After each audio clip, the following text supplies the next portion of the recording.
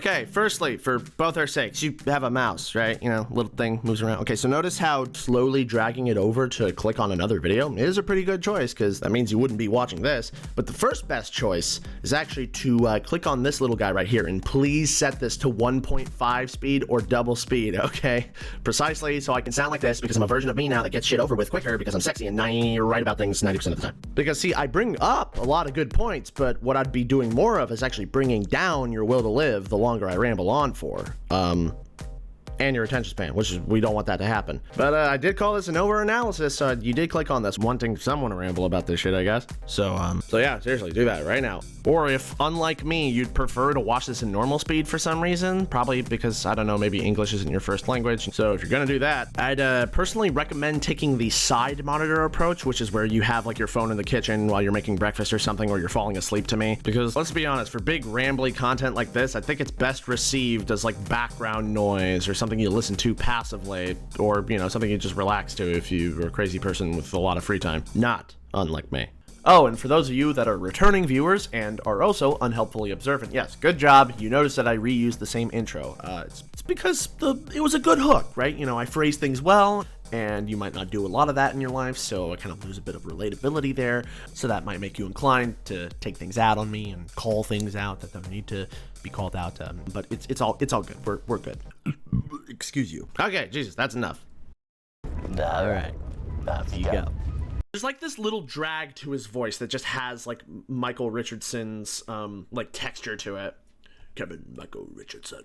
But the tone didn't sound the same at all. Neither did the slight accent. He's an actor. He's probably been told specific things about the character. But here, listen. It's not. I'll tell you that moment where there's a little Michael Richardson in there. What use is a vault hunter? What use is a killer? A brute. A rule-breaking, loot-taking, running and gunning natural disaster. Right there, that natural disaster. Like that. That, maybe. I've heard that like breathiness from him before. Disaster. I was all over him in the Batman. Tombstone.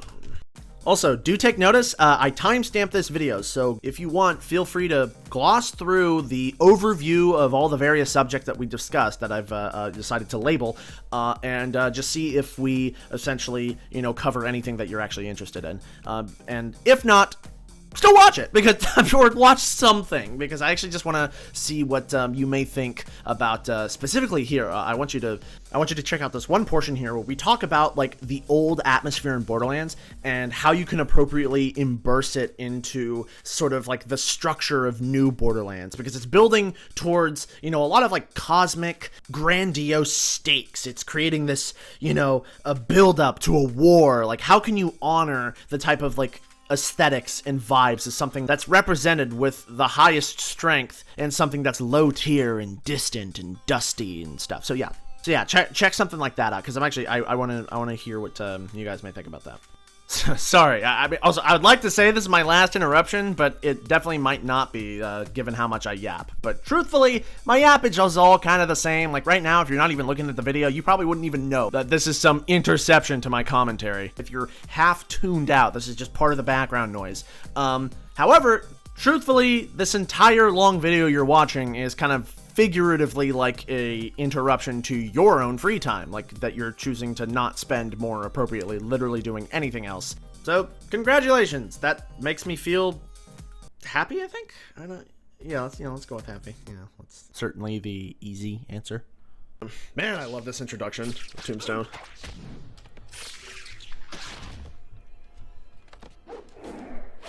I'm here to see Mr. Lincoln. Then you should make an appointment. But perhaps we'll make an exception for the hero of the day. I am L. Thompson Lincoln. Please, you're the big man. Oh, by the way, apparently he was voiced by Keith David for one episode, and then they got Michael Richardson. Yeah, that's Keith David. Yeah, so this is Keith David, actually. In my life, I've been called many names. My favorite is Tombstone. Back off. I love Keith David. I mean, it's just one clip, but I kind of wish they went with like a gravel with like Keith's tone, Keith David's like tone. I would have liked something a little bit more like, not really gravel, more back to the throat, like John DiMaggio. Just something, yeah. Here, it's a little gruff. it's something a bit like rough, like unforgiving, something a bit like experienced. Is a vault hunter. What use is a killer? I expected him to be more creepier. Like, remember when the teaser came out and we were like kind of like swooning over like the ominousness of like that mask and face at the end? We were like, ooh, I'm liking like the tone and stuff. When I saw this mask and stuff, like I was really the tone, there's not really like a tone with him. It's weird. It was like at first like it's like ominous, and now it's like it got my mind running like quite heavily about like what like he could be, because like when I saw that, like you already obviously know about like my simulacrum idea that could like rip off siren arms and shit. I was envisioning something that was like creepy and like it has this kind of like waviness rather than something that's like, you know, has fortitude, something that's sort of like that almost doesn't need to like speed itself up, you know, like the fear of like something that doesn't chase you but rather just like slowly comes to you because it knows that you're gonna like tire yourself out. Almost I would imagine have that like, preferred something like a little robust, like old school kind of precise. Something like something like cold, kind of like unforgiving. Like time is always like time is a natural like enemy, and kind of like in the world of like storytelling. And the common theme most people take with like time travelers is like either you take like the meddler route, like the god route, where like they're kind of in the background, they're kind of like a Detro antagonist, where like they're not really the antagonist, but they're still pulling the strings. traveling powers, but yeah, he's probably something. Yeah, but I mean, Timekeeper implies a lot. Yeah. So I'm basing it off what a little I know. But for the most part, like I want to see what you mean with this Joker. Wow. Something like that. Like you can feel it echo in the back. Wow. Okay, something just let it play. That looks like it really hurt. Obviously not as sadistic as Joker. Yeah.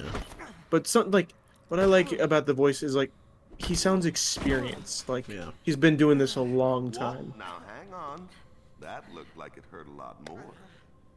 So, let's try and clear this up, okay, Pumpkin? Hey, you pulled a Jack. A? Thanks, Pumpkin. Or B. Forehand. Or backhand. Yeah, he's really like calm during this, which is interesting. Like the way he pronounces his A's, like it's almost like it's like a really monotone drawl, which I really like. It's like vocal fry if it sounded cool.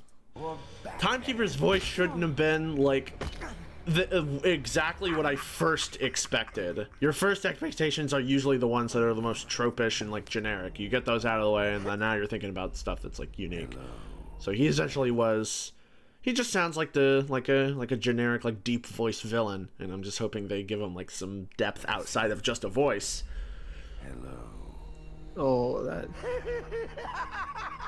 Yeah, I'm surprised they haven't brought John back as the Joker. He was really that's good. That's good. Like something higher pitch rather than blah blah blah. That could have also worked. Well, the thing is, like the Joker in this timeline, Joker's in his mid-40s here. Like he and Batman have been in this like game for 20+ years.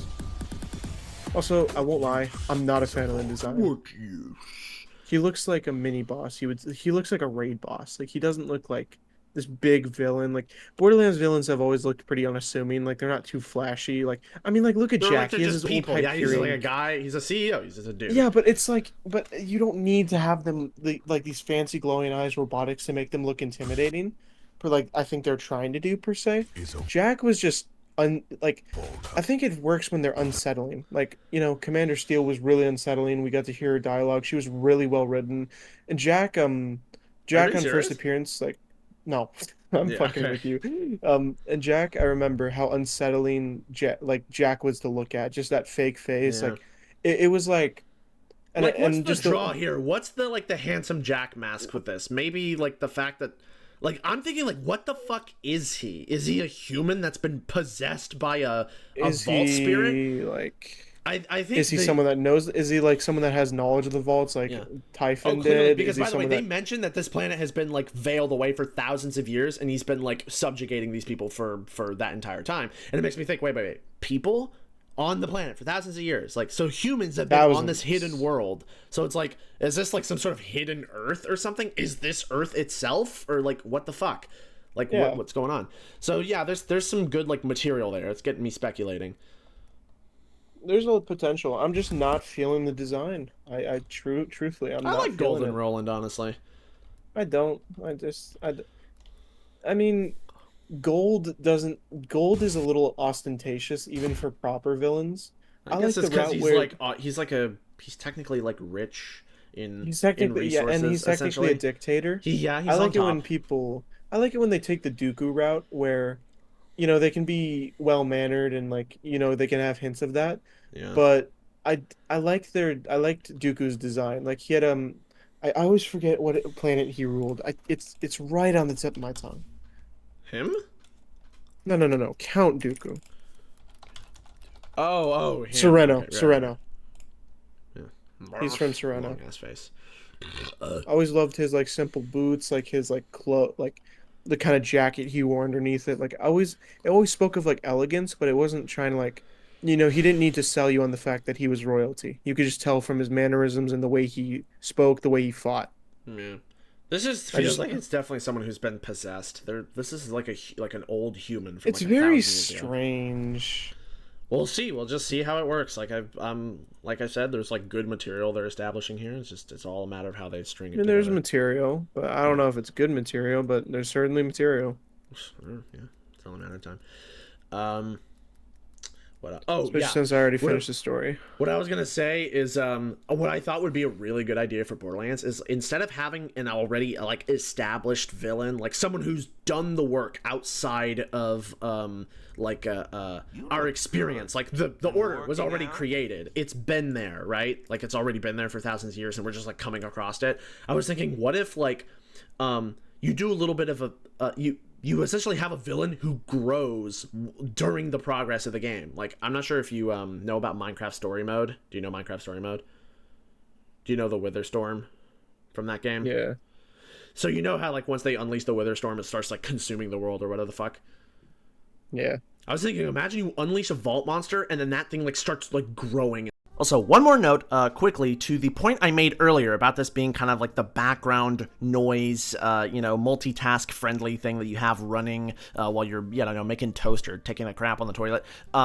Yeah, this video is definitely like very floaty and sort of like it meanders around like Borderlands subjects, and it's still quite Borderlands centric, but we weave a lot of like our artistic and atmosphere related like opinions through Borderlands, and it's just essentially like a chill session, as you likely could have ascertained, which it is at this point. So if you wanted like a stream that's kind of like really typically streamy, then this isn't it. It's just like us like chilling and talking about subjects and things about Borderlands that most people don't really like address. So hey, maybe that actually might be right up your alley. And if that's the case, you don't have to subscribe or even like the video. I'm more interested in your thoughts and everything. So whatever you hear, I want to hear what your feedback is or what you had personally thought about those topics. So leave your comment and then tell me if your like opinion changed later. So that'd be interesting. Like consuming the world, and it's not necessarily like a specific like individual that's a villain, and it can be, because I thought of an alternative, which is like you open a vault and it unleashes some sort of entity, and this thing like actually helps you because it's been like trapped for such a long time and it's been wanting to get released. And how in Across the Spider-Verse, like how fucking intimidating and like terrifying they made the Spot, right? Like where he's been getting stronger and stronger, he's like getting more like black holes on himself. You remember how they handled the Spot? I do. I was a big fan of it. Imagine if they did something like that in Borderlands, where there's already like an established bad guy, something like you do with the Order, where there's like some sort of like council or like large corporation, and then there's this bad guy that essentially eats them from the inside out and takes over this like corporation and uses that like leverage to like spread more of his influence. And you thought he was on your side, but then he betrays you and then takes over the fucking corporation, and he starts growing and he starts siphoning things and then capturing humans and doing like some really horrific shit. And that's how you can essentially like have a villain that takes over something, or grows, and then actually has like an established like deposit of like resources to use against you. Like you didn't need like years to establish or to justify the establishment of like an army, he just essentially like mind controls everyone. So like something like that, like spot wise, where you unleash something that starts growing and it's growing in the background and he manipulates his way to the top. Yeah, rather than just being like, okay, you're tossed in and here's like a guy who's already on top of the fucking world and now you have to take him down. It's like, what if you're responsible for creating the bad guy that fucks up your world? I mean, just add Dr. Phosphorus at this point. Like, just like get rid of the Timekeeper. Just add Dr. Black's train. Use the same sound effect. Just add Dr. Phosphorus. Add Doctors, period. Just get rid of him. Oh shit, by the way, do you think they're gonna add Dr. Zed? No, the people actually, that's something that people want, so no. That'd be cool if he was like the final villain, like he was pulling the strings the entire time. That'd have been. He was the Timekeeper. He was possessed. Yeah. Oh, that pissed me off. No. I'm not having a Will Shane situation like that. Fuck that. Oh my god. Oh my god. That's what this is gonna be. You did it. You actually pieced it together. The Timekeeper is gonna be someone we might know, and he's the Timekeeper. Timekeeper is gonna travel to some point in time to possess someone that we know. And it brings them back in time because they have something in them that's important. So it finds a vessel, like Roland, for example, and uses him. It's gonna be. It has to be a Will Shane situation. That's actually a really good call. They're gonna do that like trope. It feels kind of right, doesn't it? Imagine a possessed bad guy, and you instead of defeating him, you get like someone on your side after you fight him, and then the spirit is like released. I sure as hell wouldn't be happy, but I mean, I could see it happening. With how generic the gameplay looked, I wouldn't be surprised if the story is like boring. I mean, with how boring Mara sounded, like I just boring. Come on, the mission objectives. I mean, just like that just dictates how bad the game's gonna be. Like, find Lilith, kill creeps. Come on. That almost sounds like a meme, like that would like arise in the Borderlands community. Find Lilith, kill the creeps. What the fuck? Kill the creeps. Kill the creeps. Oh man, dude, this was what I was thinking about. Would be really good, like motivation to kill a villain. Is that after that like bad guy just described you takes over, he starts like sucking the life out of everything, so the world becomes gray. And if you don't care about the story, let's say you're someone who goes through the game not really like involving yourself in the story, you literally are given a motivation to kill this kill the villain because he affects your game diegetically, or his motivations affect your game diegetically, where a once vibrant landscape that you went through in the early beginnings of the game has now been like sucked of its life, and now there's no enemies to farm anymore, and it's just desolate, silent, wind blowing, nothing. He just fucking sapped it of all life, and you're like, this world is becoming boring now. Like, I don't have a game to play if this villain is alive. Like, I should fucking kill him because he's killing Borderlands for me. And at the same time, why not do a secret twist ending where it reveals that the Timekeeper actually had paint all over him, and since he was able to suck abilities, it's actually revealed to be Troy Calypso, who was the Timekeeper the entire time. Troy Calypso started mogging and like trying to like face back max all the villains, or whatever like Jansom Hack, like he brings back everyone, like everyone we love. If there is not a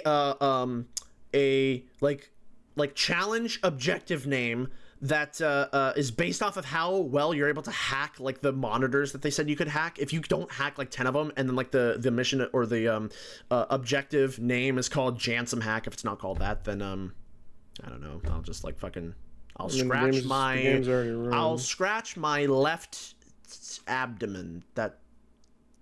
I'll scratch my left abdomen. Yes, if they don't have that. What a threat. Yeah, threats towards himself. Ooh, you'll what the fuck? I will pull my shoulder. I swear to God. Pull my shoulder if this is not Gold Roland. Randy Pitchford, if this is not perfect, I am letting my foot fall asleep. I swear to God. Yeah. Just the weirdest. Yeah. And he's like, okay. Yeah, it's not quite teetering over the edge where it actually sounds like self-harm, and it's like, oh God, wait, please don't kill yourself. It's like, I will bite my pinky and rub fucking eucalyptus leaf on it. I will rub my head and rub my tummy at the same time. I swear to God. While holding poison ivy. There you go. Randy goes like, whoa, whoa, whoa, whoa, whoa. That's a step too far. Okay, buddy. all right. We're in Come serious business. playtest Borderlands 4 early before you Oh actually my do any God. real harm for your. I knew yourself. that was gonna become a meme in this fucking stupid ass community. I knew No, it. it's just me. It's just me. Nah, you're the community. Don't lie. I am the community. I am Iron Man. I am Iron Man. I am the Borderlands community. Knew it. Did he make a new thing on it? Let me just check. Nope. This guy's thumbnails, man.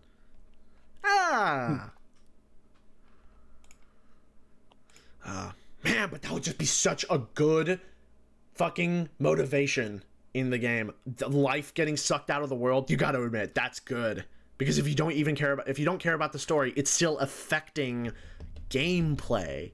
Like it's like almost like breached the layer of narrative and affected the world you're in. Because the story or the gameplay and narrative are interwoven. And if you don't care about the story, then in a way, you kind of don't care about gameplay. Because story justifies what you do in game. It gives you a reason to kill the enemies, so then if you don't care about gameplay, and then the world starts dying and wilting, and its life gets sucked out, and it's literally like a Dr. Black situation where everything becomes sad and gray. Ooh, come on, man. Oh, there's actually good shit there. God fucking damn it. Corrupting slugs? You could destroy all of Slugterra! Black! Fix this! Dude, honestly, think about like a Slugterra type environment, a subterranean area. That'd actually be kind of cool. Yeah, that'd be cool. They should have showed something like that. I do like this, like really kind of like depressing, like authoritarian city. It's cool. It's cool. I like the, and it's like caged in as well. It's cool stuff. It's like George Orwell 1984. I like it a lot. It's like George Borderwell. George Borderwell. God damn. That guy's head was Yum. nothing but a tomato.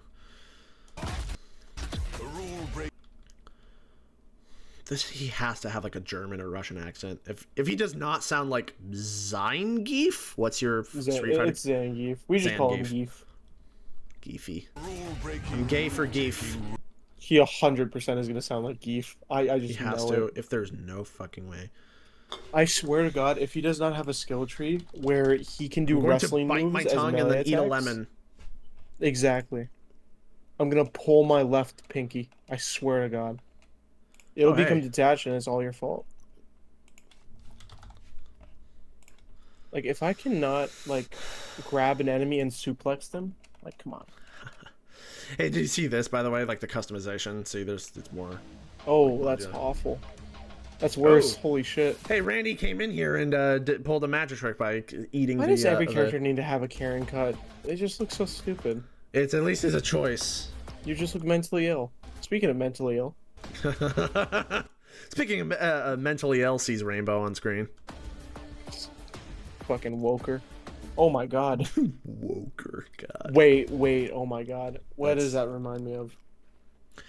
Oh! Atom Caustic Smasher. Skin. No. Oh, that also, yeah, that is the Hunter Caustic Skin. They did copy that as well. Fucking copycats. What the fuck was that saber-tooth ass skin? He has like no facial hair in this one. Yikes, we're never rocking that. We need our man hair. Oh, 100%. That's cool. It's like a Genshi sort of thing, or a whatever you call those, like the Japanese Fishman like, boy guy. What the fuck? I mean, I'll wear that just for the Volt jacket. Like, that looks sick. Holy shit.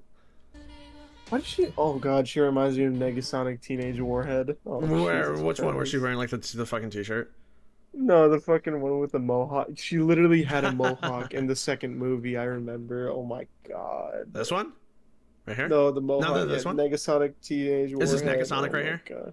Yeah, that's Nega-Sonic Teenage Warhead right there. 100%. Such a stupid name. I love it. It's like so over the top. It's fucking mouth. It sounds like Ryan Reynolds. Ooh, she's got purple eyes. She's serious now. It's just so eggy. Look at Niger chat. Like that is literally like fucking Genji's mask, isn't it?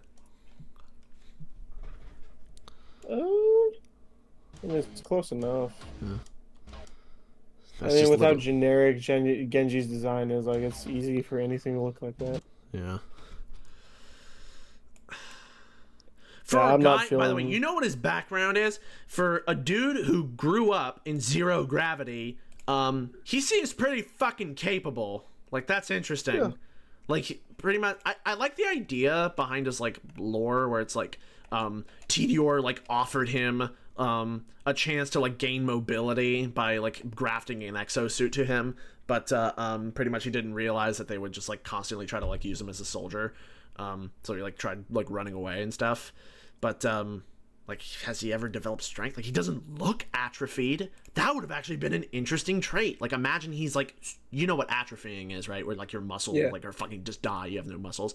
That would have been interesting. He has, like, a breathing device, like, attached to his chest. But they made him, like, they made him, they try to make him creative. They're trying to make him, like, Stop Chris trying to be Pine. creative. Yeah. Stop, like, trying to give these characters identifying features that would make them look cooler or, like, have more personality. And give you an inclination. Like, how could I have guessed that lore from looking at him? Like, that's that's not like what the Borderlands fans wants. Like, they hated our humor, so, like, now there's no character's gonna have personality. No one's gonna have funny lines like Salvador. No one's gonna be cool or fun to play like Salvador. Like, no one's gonna be like Salvador. Like, just 100%. They just Chris Pined him out. Also, everything you just said there is exactly what the devs are gonna say when I join their team. They're just gonna beam that shit into my head. Don't be creative. Stop thinking. Follow orders. Yeah, the order. Maybe oh my god, they're just Gearbox are just literally the bad guys of Borderlands 4. They are. They're trying to tell us. I also can't wait for the concept art of these guys to be revealed and for everything that was scrapped to be better than what we actually got. That's just always the case, isn't it? But in this instance, always. It's going to be way better. We're going to see some sort of character where we're like, what the fuck? Why didn't you do that? It's going to be like the Catalyst fan. It's going to be like the Catalyst. Yeah, man, I will not shut up about that.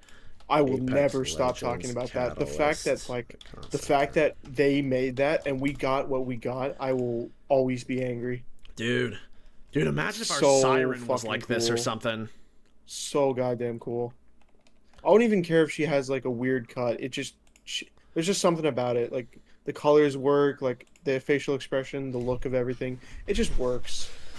So, yeah, so in order, I think just, like, best to worst is probably, like, Siren and Viking Guy. Those are probably the strongest design. And then Exo-Suit Dude is third, and then Glove Girl is last. Siren Girl is definitely front for me. Viking is obviously second. I mean, it's no surprise. They're honestly the idea of a forge Viking is pretty cool. Yeah, that's worked cool. in a forge. Engineer chick's always in fourth, and then she. I don't care. She just looks so boring. It's the idea that, by the way, we might be getting DLC Vault Hunters, which is an exciting prospect. So we'll probably get, like. I mean, if I get Salvador, this is going to be my favorite Borderlands. Simple as that. Oh my god, dude! Holy! Imagine if they release, like, mod support. They won't do it because no, absolutely. But if they release mod support and someone makes a Salvador, like, they're not based. They're not based. As much as I will dream for mod support, come on.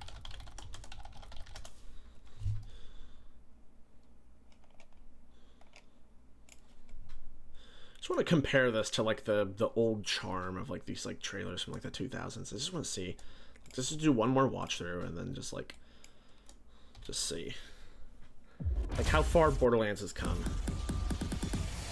What use is a Vault Hunter? What use is a killer? Again, these cinematics are good. A brute. A rule-breaking, loot-taking, running and gunning natural disaster. You are, in a word, mayhem. I take that personally.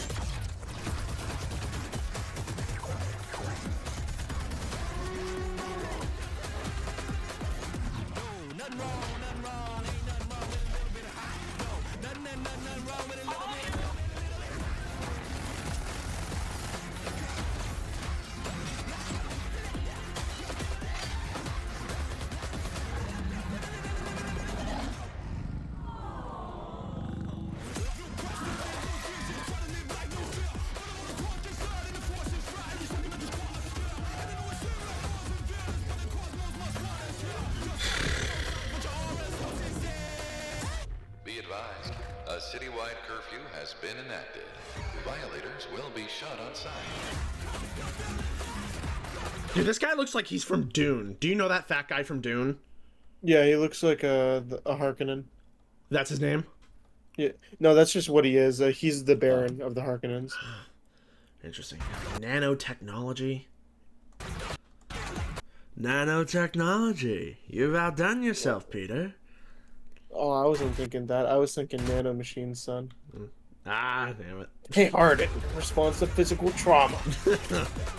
I am experiencing some form of physical trauma watching this. Oh, yeah. I did not like this trailer.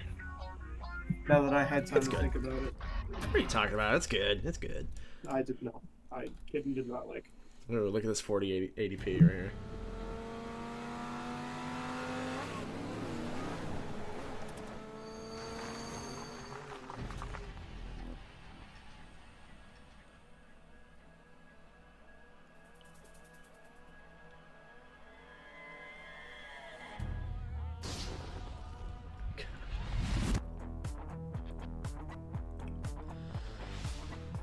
Back when they were a humble studio piloted by 50 people or so, I think.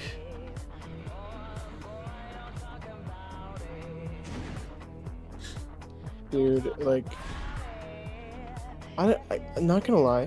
I'll be honest. I always really liked the vibe of when I first heard Shortchange Hero, because I feel like that's an aspect of Borderlands I really want attached more.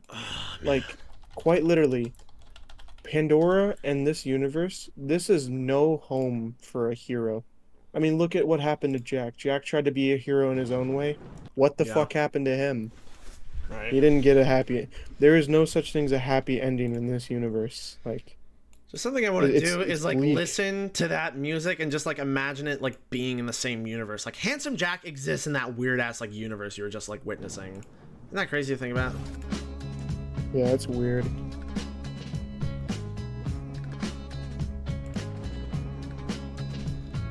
I hope their intro for the game is good. The intro's always. I think it's. Oh wait, I just thought of something. Let me try to find it.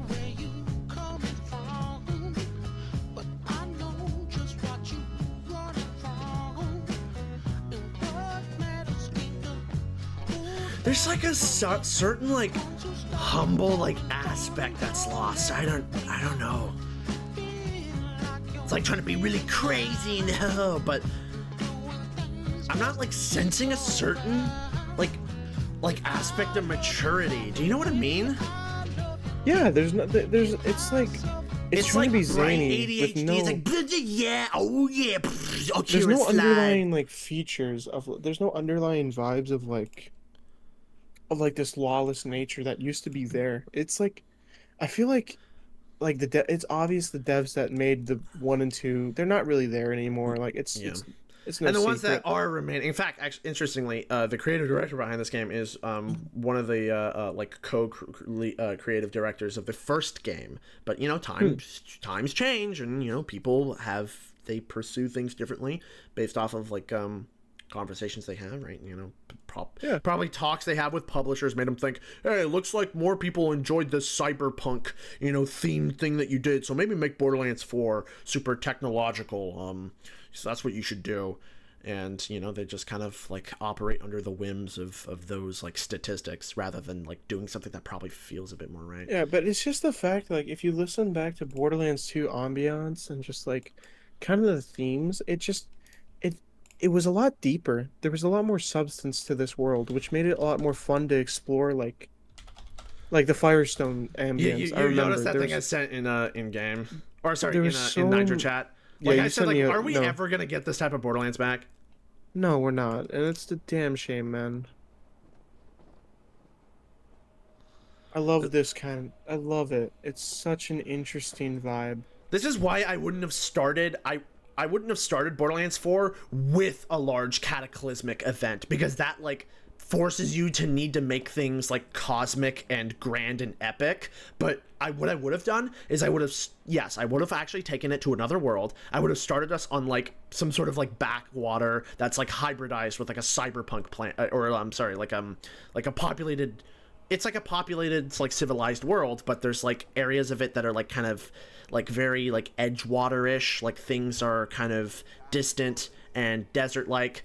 And essentially, I would have had you been like a nobody, like doing missions and helping people to try to like make a name for yourself so you can get into some sort of like competition to prove yourself a warrior. And then that's where you get roped up into antics that like maybe you find a device and all of the Vault Hunters work to heist that device, and unknowingly they activate it, and that's when you bring Elpis in. That mystery is solved and it starts bringing all the asteroids and the chaos, and then suddenly like tears like rifts in reality because like Lilith's like teleportation like infused the moon with some sort of like undefined like alien like influence, so it like opens these tears in reality that bring other planets to this one planet, so everything is grounded to a singular location, but it has other worlds like Frankensteining itself into it.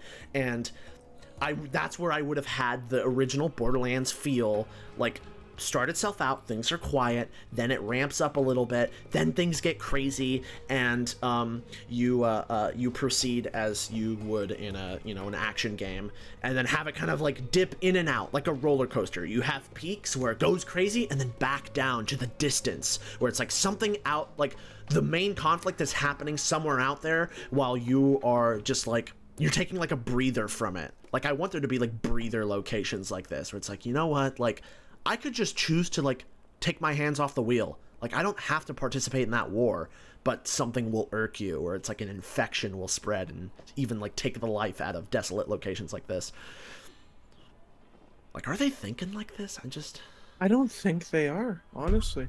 And you know, if you want to do a different vibe, if you feel like the Pandora vibe, like the drums, like the kind of like foreboding guitar, like the wind, like it doesn't feel like it doesn't fit Croatia or what they're going for. Croatia. Kairos. Croatia. Kairos, yeah. Fucking imagine if they called it that. That would be so funny. God. But I was like, I just want something like, I mean, if it's what we're thinking is true, and the Timekeeper has like dictated this planet for thousands of years, like, damn, like you have to remember, like, things aren't great, like things aren't white and black in reality. Things are gray, and that stretches to our media. Like, sure, if you defeat the Timekeeper, sure, they'll be free from the dictator. But if they've been alive for if he's been ruling for thousands of years, how do you think those people are going to adapt? You think it's just going to be all peaches and rainbows?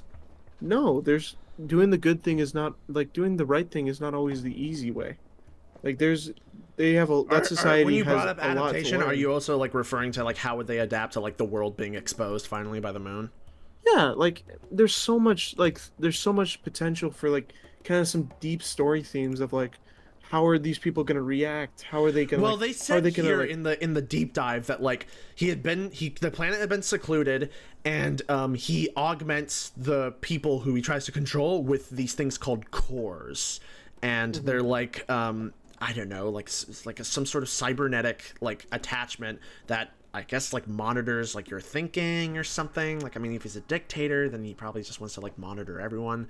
And they said that after Elpis crashed into it, like people like were inspired to rebel, so they ripped out their cores, and pieces of their brain also came out because it's like, I guess it's that integrated, and that's when they went crazy, and then psychosis sort of started spreading. It's like almost like being exposed to the Borderlands like brought the craziness of the border like worlds to it. Right, the corporations, the psychos, as we know and love. I could see like that. when I look at this, like there's good vibes here, isn't there? Like there's something like creepy going on. There's potential. There's a lot of potential. But what I'm really scared about with the Timekeeper is dictators that like forcibly, like, they don't try, like, they're not shown to like be manipulative, charismatic, or like have another way of controlling them other than just like forcing army like through military might. Yeah. they're just never that interesting. I love dictators that have something more to them, something a bit more charismatic. Like, remember Pagan Min? Mm-hmm. It was like, yes, he ruled through intimidation, but also when he was talking with A, it was like there was something more to him. Like there was a bit more charisma. There was like he disarmed you through politeness. I'm not getting that from Timekeeper. I think they're gonna do. Well, that's safe because way we where already they essentially got that with Jack. They want this guy to be much more ruthless and authoritative and like But there's suffocating. I have no problem with him being like that throughout. Like you can still do it very, very. You can still find a perfect balance of where he's suffocating. You can feel his influence in the city, but necessarily it doesn't mean he has to be like ruthless to his people. Like no dictator, no matter how OP you try to make them. Yeah, because if he kills his people, then there's no one like keeping him up. Like, who is he have to rule anymore? He's just by himself. There's no one. No one's gonna like. There, and I don't care how broken you make him. That doesn't make for a compelling story. That just makes for a villain that I don't feel personally like. I don't feel interested in. I'm not seeing the stakes of the world. Well, don't get too solidified in your thoughts on it. I'm not trying to solidify. Okay. I'm just like giving. I'm giving some thoughts. Yeah, just thoughts on like what they've shown so far. If it's true they're going for a grounded story and a grounded kind of gameplay, I'm just trying to illustrate how much fucking potential they have from what little they've shown. They could go so many directions. They could do a lot with this. And that's what I'm kind of scared about. I feel like they're not going to do a lot with it, and that's a damn shame. Because, dude, I don't know. We've seen a lot of like really good environments here, like this like scrap yards. This is kind of like typical Borderlands. They knew that they had. Yeah, but environmental storytelling does not always. If the main stories and cutscenes aren't compelling enough, atmosphere can only do so much. Oh, speaking of which, our characters are in cutscenes. Did you notice that? I did. I was a big fan of that. I was very, very thankful I noticed that. Big thing, because that can imply unique dialogue. And I am a stickler for unique dialogue. Very, very fun. I wonder what this lady's all about. Because, yeah, I knew she was going to be, like, rich. And she's, like, Probably his Medardra. bitch. Yeah, she's, like, Counselor Medarda from Arcane. Something posh about her. This is cool. And, like for example... Oh, speaking of Arcane, why not, like, have Timekeeper... Why not rule, like, Silco? Why not have him, like, give advice? Like... But he can still, like... You can still be crushing. This is where my idea of like a bunch of villains like working towards one goal comes into play, where it's almost like it's like a mob council. Like imagine that, like they're mob bosses essentially, like being dictators. I have a song pulled up and just Okay. I had this interesting idea. Like there was a comment on this video I really liked, and I thought it would be pretty cool if Borderlands tried to do something like this. Like if 4 ends on a pretty like neutral note in terms of like where there's not necessarily a good ending or a bad ending, and like reality's kind of broken, like there's not like a clear happy ending. I would love a technique where like whoever develops the soundtrack, like play it differently. You know what? Like, imagine hold on here while you play that. Don't play it yet. Hold on, actually. Yeah. I'll wait. 3 menu, just no music. I wish there was like color to it. Ooh, this looks perfect for this song. Here, okay. Imagine this, but like more still rather than like flying through, and it's just slow like it down kind of a little bit. Yeah. Like do 0.65.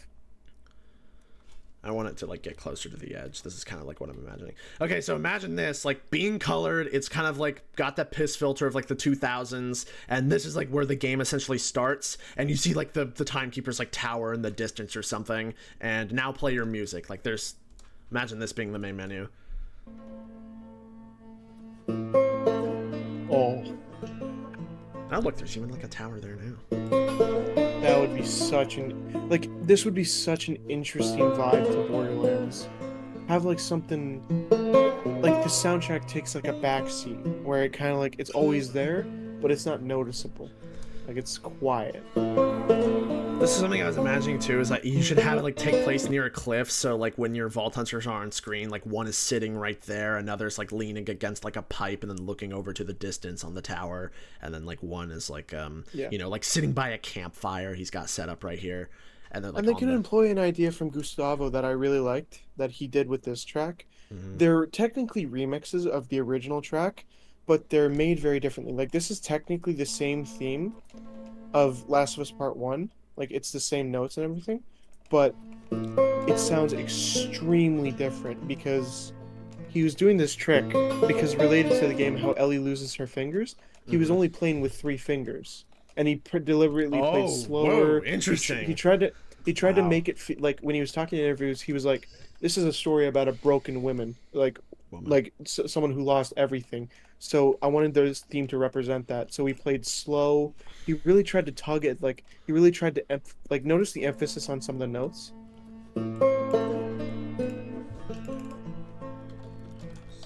Like it's inconsistent.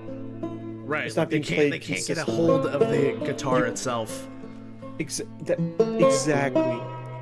Like that would be such a and then unique here, idea. this is where you can get even more poetic, where it's like it's also a representation of like her losing grip on like reality and like kind of succumbing to like revenge and stuff. So you can kind of spiral there a little bit.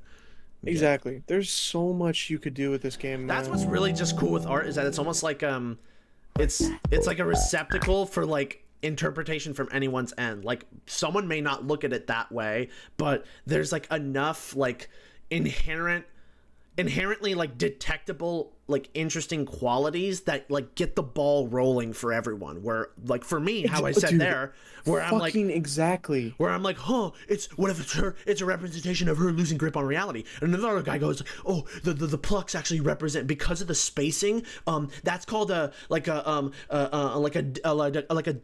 like spacing, or sorry, a Dedeman's pause. And that's actually like something, if you look in like Greek history, it means like someone is like questioning whether they should kill themselves, you know. Someone will always have like, you know what I mean though, like someone will be there's there's actually like a thing here, and they have like their own like interpretation of it.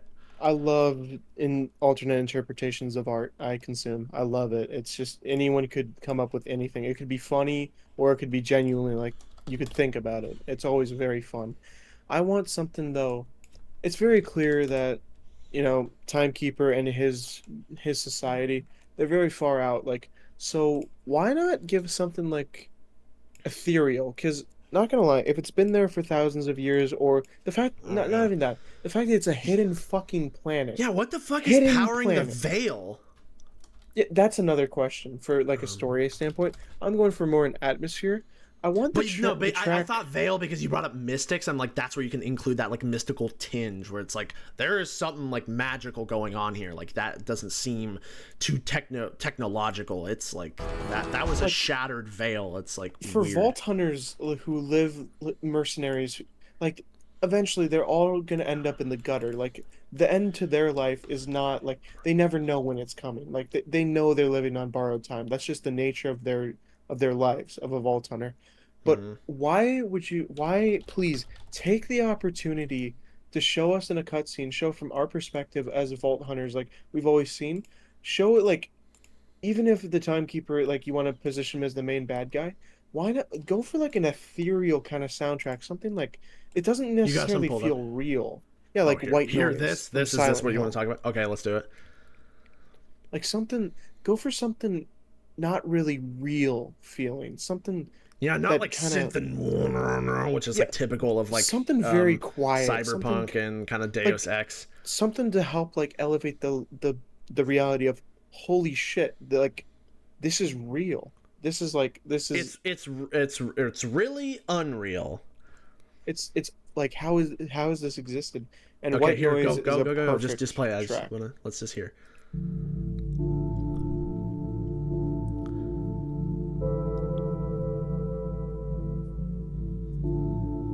Conveys such like... Have you ever played Fallout? No. It just conveys, like, the notes are so haunting. It's Dude, like, figure, what if, like, since they're going for, like, an open world thing, imagine, like, while you're exploring the open world, there's, like, no, like, music, but then sometimes there'll just, like, be moments where this plays, especially, like, when, like, you see the tower in the distance, and it just, like, reminds you, like, huh, like, every second I spend, like, not trying to, like, break those people out, like, they're getting, like, tortured right now and, like, harvested for their souls or something. exactly. Like, I don't know, something like Something how cool you said like that. spectral. Yeah, really, really, like, dreadful. Something out there. Yeah, I'm always watching your streams. You can play it. I've been Well, I'm watching. also watching your things. I'm just seeing what you're looking at. Oh no, Okay. no, I don't got. I'm not gonna pull up anything. I'm just Well, no, I'm pulling up stuff for it, but it's for a We different should point. watch this short, but I'm just gonna bring it to the end here after something happens. But this is like Gearbox won't admit to it, but there is history of them communicating with the guy who made this film, and they wanted him to be on the team of Borderlands. But this came out in 2007, and the art style change happened in like early 2008. So they may have like pretty much copied this dude's like short film. And in fact, Ben Hibben, the guy behind it, he like tried like suing them or something, but nothing came of it. And yeah, it's interesting. Like they did. You'll notice once if we start this from the beginning, it's very much like Borderlands, but I'll do that in a bit later. But yeah, this one scene, like imagine go back to the Last of Us music, or like open another tab for it. Here, let me do a different song, because there's another one I'm thinking of that's really, really good. Would it like main It's, menu music wise, kind of? It's more like kind of like, it feels like the start of like, okay, it's a very very weird analogy, but it's like the feeling of like you just finished a story, but you know this character is far from being like good again. You know they're not in a good spot. You know they have a very long way to go before they're gonna find happiness again. It's kind of like an empty kind of feeling. All right, yeah, let's hear it. Very good song as well. All right, here. Do you want me to play the guitar songs, or do you want me to go? Just play this one. We'll get to them all. Dun, dun, dun, dun. I love that he does like the finger thing throughout this entire track.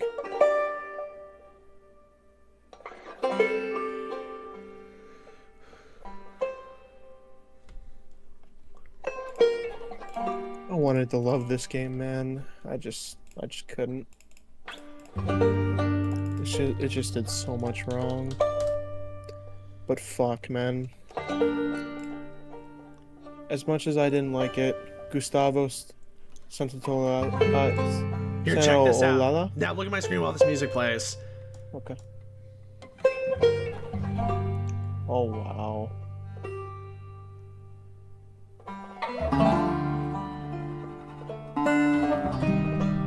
And then boom, you see Borderlands 4 on top, and that's where it says like start to play. Here, let me. This is where it would be. Oh yeah, that's nice with the drums there. Also, fun fact: those aren't drums. That is him in between the notes, using his palm to hit the edge of the banjo, to make like because a banjo is hollow, if you didn't know, which is how the banjo makes it sound. So he's hitting it with his palm and really quickly going back to playing. So it's all one instrument. Or all one take of him, like. Wow, that's interesting. Such. That adds like a lot of like textural background to it. Like I It's wouldn't just have known such that a- if you told me, but almost like subconsciously, like I'm receiving its like whole orchestration. And then they add the second banjo here.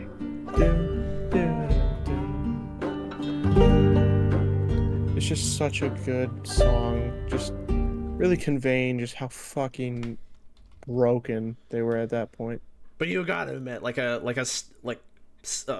of like a visage akin to this for like the menu would have fucking slapped much harder than that that recycled bullshit that we got with Borderlands 4. 100%. From like it's essentially Borderlands 3's and Wonderlands menu. It's just standing there. Ugh, kills me. It's just, man, we should just buy Gearbox. Like, holy fuck. For $4 and a high five. That's actually Torg's backstory on I'll how actually go for a chest bump.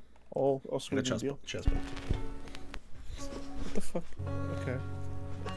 And also, additionally, sweeten it by doing that spit on your hand and shake the person's hand sort of deal. Exactly. But ironically, the spit won't be sweet whatsoever. So, watch your hand. It just infuriates the fuck out of me. Like, you have such good framing, such good colors. All it takes is one aspect of the story not being good, and all that hard work, all that visual storytelling. Oh, here with it just Last of goes Us. out the ass. Yeah, it's so infuriating. So much work. You put know, into these here's games. something I also wanted to oh wait, by the way, let me try this ambience here, because I got this like Fallout 3 ambience, and Fallout 3 and Borderlands 1 kind of like borrow like a lot of their like sound effects from a similar library. Like a lot of games back then just essentially had like stock sound effects that they used before everything became super like foleyed, right? You know, like Foley artists. So I'm just gonna like play this while I look at the Code Hunters thing as well. Because even like a non-music alternative can like work too. That would really catch people's attention. Dude, fuck yeah. Imagine just all that ambiance, and then just Borderlands 4 slowly fades in, and it says like press start. Yeah. That would be so bold. That's a way of communicating that you're doing something serious, but then like later when the story's actually happening, you could still like be funny and whatnot, but there should just be like there should just like essentially the seriousness should be the canvas or like the plate, but the character and like edgy texture that Borderlands is the food that you put on top of it. The plate is a backdrop. They just have made the plate not serious as of late. The plate has been. Not they've switched the plate for a birthday paper plate instead of like yeah, that's colorful. It's like, guys, it's just, oh guys, look at our plate. Ooh, and here we can get even more like figurative with our descriptions here, where it's like the food that's on top of it actually seeps into the material, which is the plate, which affects how it's presented to you. So it's gonna get soggy, the color changes, and metaphor. You get what I'm trying to say? Yeah. Which means bad. Anyway, yeah, we'll watch that short film later, but yeah, just more things like this. There's just so many good things that I want to like be able to do for Gearbox. I'm starting to consider it, cause like amongst working for a PopCap for Garden Warfare 3 too. like this isn't. I would really love like if I ever get hired there, I am going to like try to rope in as like my friends for consultation. Like I want you guys to like have your say, because they're gonna have to sign. They're gonna make you like sign NDAs and stuff. But like you have like essentially like kind of like a pivoted like version of the way I look at things, where it's like it's essentially unique enough to be like its own thing. Like it's not just like another me, because they'll definitely question that. They're like, well, are your friends essentially like exact copies of you? I'm like, no. Yeah, we disagree all the time. We have very different thoughts. All of us, we all disagree at times, bro. That's just how it goes. Like what I'm also noticing is that like I feel like we have like also like our strong like each of us have like a really strong thing to like offer. Like Ashton, like with the way that we might look at Ashton, we might think like his kind of childishness could be like a weakness, but it's actually like a strength in the type of criticism he could provide, because he's almost like the voice of like the hyper like non-thinking like casual, which you kind of need to hear the thoughts of sometimes. Exactly. You know what I mean? Like he's like, He'd be a great like voice looks kind of like this, whatever, and then he like averts his eyes, because you have to like know what like the general audience is gonna think of some of that stuff, and he tells it to you straight. And maybe the people that bring on for consultation, they're a bit too fluffy, they're a bit too nice, and Ashton just needs to go in and be like, that looks like a copy of this thing. Oh, come on, you guys, like do something cool, right? Ah, man. And then you would do like a lot more of like I kind of get like a cinema, like you like cinema and stuff, right? You want to do like filming and whatnot, and I feel like you'd bring like a good like cinematic type of like perspective on things, like the feel quite heavily. And then I'm just like the experience essentially, and I'm kind of like I'm not exactly like one thing, but yeah. You know a lot about this franchise. You know a lot. You have a lot of experience with it, so you understand what will work and what I mean, will I know not what a work. fucking scrawlephant is, so there's my bar for entry. I go, hey, Exactly. I wrote this down, and they're like, Jesus Christ, no one pays attention to that. Oh my God, you're crazy. Anyway, welcome aboard. You'd be like the Sam Witter of like Gearbox. Is he doesn't he voice Darth someone in Maul. Star Wars? Darth Maul. Darth Maul. Apparently, did you know he was gonna be Reese? I think that's like the I second time I'm did. telling you that fun fact. I was yeah. very, very mad that he was not. I love Sam. Apparently, it's because the his take on Reese like sounded kind of like a jackass, and the writers were like, "Wait, did we write Reese like a dick?" Because I'm like, he sounds like a dick. Like I don't like listening to him. And they of course like ran the dialogue through Sam a bit more, and they're like, man, maybe like we just wrote him poorly. But they got some other people to audition, and one of the folks that they went after was obviously Troy Baker. And then when he read the lines, they're like, wait, no, this is charming. Like it just wasn't the right pick for him. So yeah. I still prefer the original Reese, but Troy did a great job. Oh yeah. All right, Escape from Tarkov quest sounds. So, as much as I love the quiet atmosphere that they can adapt, if they need like you said to adapt to Ashen's audience, because they will also play this game, you gotta really add like some simple but memorable sound effects. Tarkov has some really good ones. Like whenever you accept a task to do in the overworld, here's the sound effect for that. Whenever you complete one. Oh, cool. And it sounds badass. Like they were very adamant about that, feeling badass. I want to hear stuff like this when I accept a special quest. I want to hear this. Like I completed that, started this one, and then like finished. Notice when they like went down or like leveled up, it was very like COD coded. Like it was just like super streamlined and like basic. It wasn't like Borderlands 2 where it's like wait, hold on, actually. Borderlands 2 leveling up. I actually want to see if there's a comparison, maybe. No, I'll just wait. Borderlands 1 playthrough, just no commentary. They comfort me. Oh, through the valley.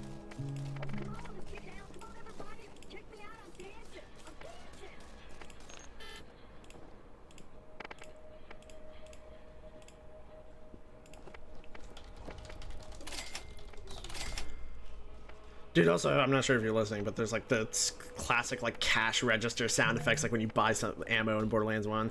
I really like the idea of like taking an old sound effect, which most like game designers reasonably wouldn't find like an incentive like to put in their new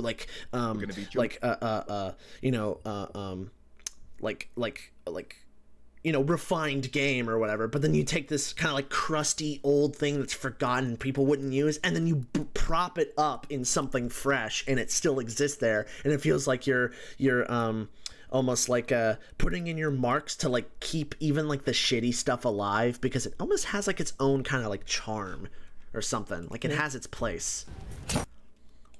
And also, if they like, I feel like that they need to have like a lot. This needs to be a pretty grounded story. Like I've had my fill of the funny from 2. Like I want the humor to take a backseat. I don't mind there being humor, but I don't want it to be the focus. I don't want like Borderlands has always been I just zany. hope the acting isn't like cringe acting or I hope it's like it's overly like acted. I It's hope like, they like Vault Hunter, open the gate. Let's see if we can get inside. Like something like that. I'm not really. yeah, like too anime. Yeah, like too like that maybe I like pushed that just a smidge further, but too far. But like if you heard with the Amara thing. Wait, I didn't show you. I didn't show you. You kind of nailed it, to be honest. That's kind of how she was sounding. Like she was like I hate that over observant dialogue. Are those crystals growing out of them? It's like it's almost like trying to hand-hold your emotions, where it's like, yes, like, get curious, what? Like, rather than something that feels a bit more, like, authentic. Why not do it the God of War way, where you show a topic, but have them react in a different way? Like, instead of trying to make your audience feel confusion, show the characters that they're invested in, show confusion. Like, Mimir had a really good line, when the crows implied that they were hung by their parents as sacrifices to Odin, I remember did very distinctly, it's like a 2-second pause, and he goes, "Did they just say what I think they said?" Yeah. And Kratos goes, Like Kratos goes, Story of like 80% of Kratos' interactions. No, I'm joking. He jokingly goes like, he goes like, "Yes, Like it's very unsettling because like Niflheim is so fucking quiet. Here, I'll look for it. I'll look for it. I know what I'm talking about. I'll find it. I'll show it to you right now. God of War Ragnarok. Story of the Crows. Super good side. Like this is how you do like like kind of a depressing story on the side. Story of the Crows. Niflheim. Yeah, the hidden story of Odin's ravens. Have you guys considered a bassier siren sound? The whoop whoop? Executing phase shift.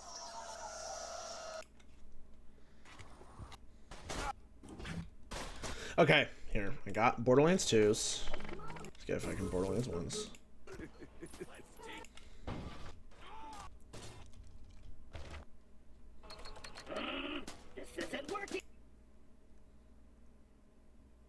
Yeah, this one still unsettles me.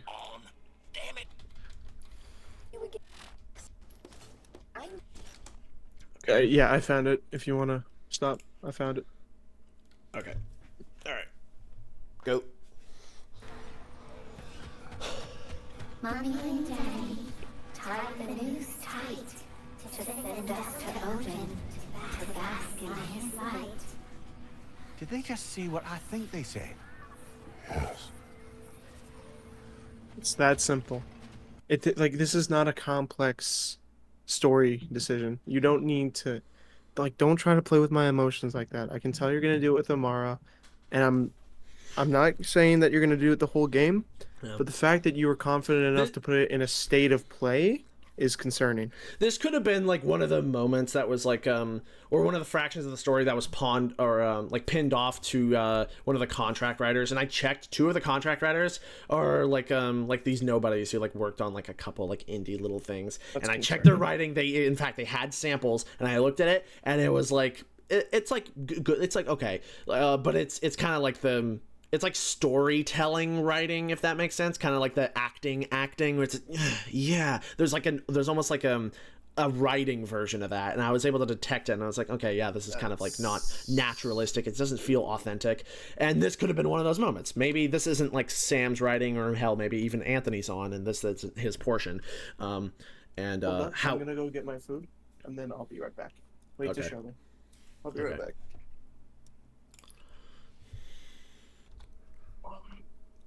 I got some Moonster. Moonster? You're just eating cheese at like 11 p.m. right now? Well, I got some leftovers. I got a chicken sandwich. Oh, nice. From what, Togo's or something? Yeah. Wait, what? Really? No. No. That's right. Good job. Hey, apparently what Tana's just sent in, that's the base look for the Vault Hunters. That's what they actually were supposed to look like. So I don't get why the fuck they didn't show that first. What? Dude, why did they not show? I would have been so much less annoyed. Or if they actually showed their abilities. In fact, this trailer that we recently got, that should have been the first fucking one. See this like portion right here? Oh, 100%. But no, like that's too easy. Anywho, yeah, show me your thing. Was it Eclipse? Something I really want them to do as well. If they have another dramatic moment, like a big moment, like a big character death. Yeah. I don't want it played the same as Roland, even though Roland's was really effective. I want it someone we know Someone really comforts well. someone And team. like, and not really. I just want like that's not really the example. I don't want like someone really important to us as the player. I don't want like some like sudden we're almost death. a witness to someone else's like really like fucking devastating tragedy, and we're like, oh god, and like we're wrapped up in that a little bit. That could be. And I don't want like something I really like is when the music drowns out the sound. So like it's like overbearing for us as well as the character. Like you don't even hear what they're saying anymore. Oh, You're just like they did with Joel's death, when like the ear ringing just like kind of invaded the entire like soundscape. But where it's a bit more quiet and it's a bit more meaningful instead of trying to be shock value, where it's kind of like it's like half Well, eating that you specific in. moment with like where you said like there's Yeah. something that getting like, it's getting really loud, like Yeah, the ear ringing specifically. Yeah, but for them, it's instead of that, like it's more like they can't even hear anything. It's just like they're just so shocked that they're not even picking up anything. Oh, So yeah, we, that's- the audience, don't hear anything. So all we hear is a spit soundtrack, on. Okay, actually, yeah, let it play. and we just get a witness. I like that. Yeah, that's good. And then like Like and you're then almost like Crusade, literally the only language that's being communicated is the actions. Like he's just comforting her, and the words aren't even being heard. and or like like imagine. Okay, I'm just gonna say this. Imagine if they improve the writing with Ava, and like we get to see more of her. We get to understand why she was so She's annoyed. 6 years older and now. she has to do something she never did. Like she had to butcher someone to stay Oh, alive. yeah, Like yeah. she finally realizes that this world is kill or be killed, like Right. in that kind of way. And so Yeah. like we as the Vault Hunter, we're like trying to comfort her, like, you know, come on. Kind And of then we humbles see her a little bit. slowly, and then we just see the kind of like a hint of what happened, Oh yeah. and then cut to black. And what if you don't even know who died until like later, literally like later? Exactly. And then you're Like, like, oh god, it like makes you freeze during the game. Like, did they kill? And then you don't even realize. Like, you'll notice that that character doesn't appear anymore. It doesn't just flat out show you. You're like, wait, no, they died. What the fuck? that would be genuinely haunting. Also, something I noticed that media doesn't really do is when, you know, like when someone gets like knocked out or something and their ears are ringing and they can barely hear stuff and people are talking near them, and the dialogue is muffled. Something that I wanted to really like try to make like accurate that I haven't seen like media touch up on, as I said, is when you're passing out and you're barely unconscious and you're laying there, right? You've just been fucking knocked out or something. Words almost don't like make sense. It's kind of like when you're falling asleep and you're hearing the TV in the background. It's just like background noise. So what I wanted to do is I'm not sure if you've seen like this video, but it's called like like what English sounds like to English speakers or non-English have seen speakers. that. Yeah, where it's like, oh, it's because the bound to the fraud is man of any. Like, see, it sounds like context is infused in like the fucking nonsense. So I was thinking, if you're like knocked out, you should like be there with them and like their inability to comprehend stuff. Where it's like, down to the gazebo, and you're like, what are they fucking saying over gazebo? Like what? Like you like it, they're saying nonsense because you can't fucking you're about to go unconscious. So, and that's what I've passed out a few times in my life. One when I was getting my blood drawn, I wasn't even like I wasn't actually so nervous. Like it wasn't a choice. Like my body just did it. Because it's never been done to me before. And I remember I just immediately passed out, was waking up, didn't even realize what the fuck was happening. And people were talking to me, are you okay? Are you okay? And I wasn't like really registering it. So I want to see something like that maybe like done. It's not even Borderlands. This is just like, I want to do this in my own thing. Yeah.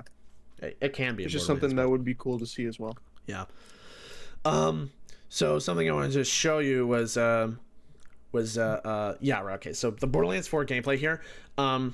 I wanted to just like address like the sound design and how it's like almost like aggressively modern and bassy. Like this is almost like a trend that's appearing in like a lot of games where it's like everything is so fucking bassy. You'll listen to this, and it's almost like excessive. Traversal abilities together makes combat more dynamic than ever. Yeah, it's weird. Gunshots, You can dash in guns and don't out of sound melee like that. attacks, dodge projectiles, or Like, quickly not even, like- reposition to gain an advantage. Wait, actually reminds- just let it play.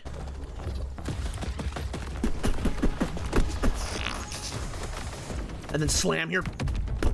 And this guy.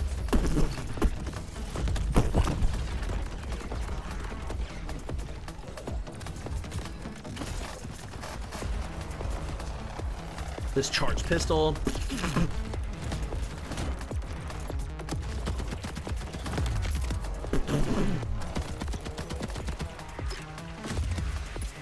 Yeah, so you see what I mean? Like it's almost kind of like trying super hard to be like modern and bassy. And luckily, I am not the only one who noticed this, and someone literally made a video on this. Don't worry, we don't have to watch the entire thing. We'll get to it later. But just this intro portion. Look at this. Why the secret sauce in modern sound design? Why does modern sound design sound like that? Check this out. Low rumble. Yeah, absolutely. Okay, check this out. Here, watch. You watching? I am. In my best estimate, I think at least 95% of the people who watch my videos are not sound designers, which I love. It's always been my goal to bring the world of game audio to new ears. But if you're part of that majority, I'd like to quickly catch you up on something that the sound designers watching this already know, which is that over the last roughly 10 years or so, a new stylistic trope has exploded in popularity. Everything is starting to sound very rumbly.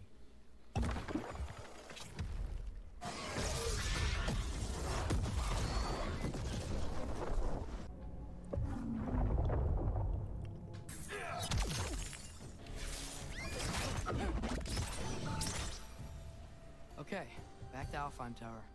You were saying? I mean, I don't think I'm crazy, right? Like, And you know what's so fucking coincidental? It's very common. Oh my god. This came out a year ago, or almost like 2 years ago. Yeah, 2 years ago at this point. And the lead sound designer on Gearbox. And you know what he says? He goes, well, it's cool. So there you go. There's your reason why. So fucking lead sound designer is behind what we're seeing in Borderlands 4. It's kind of low rumble.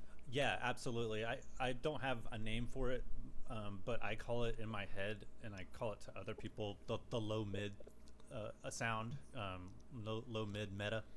I guess it's definitely a trend right now, and it's been becoming a lot more so. For one thing, it sounds cool as hell.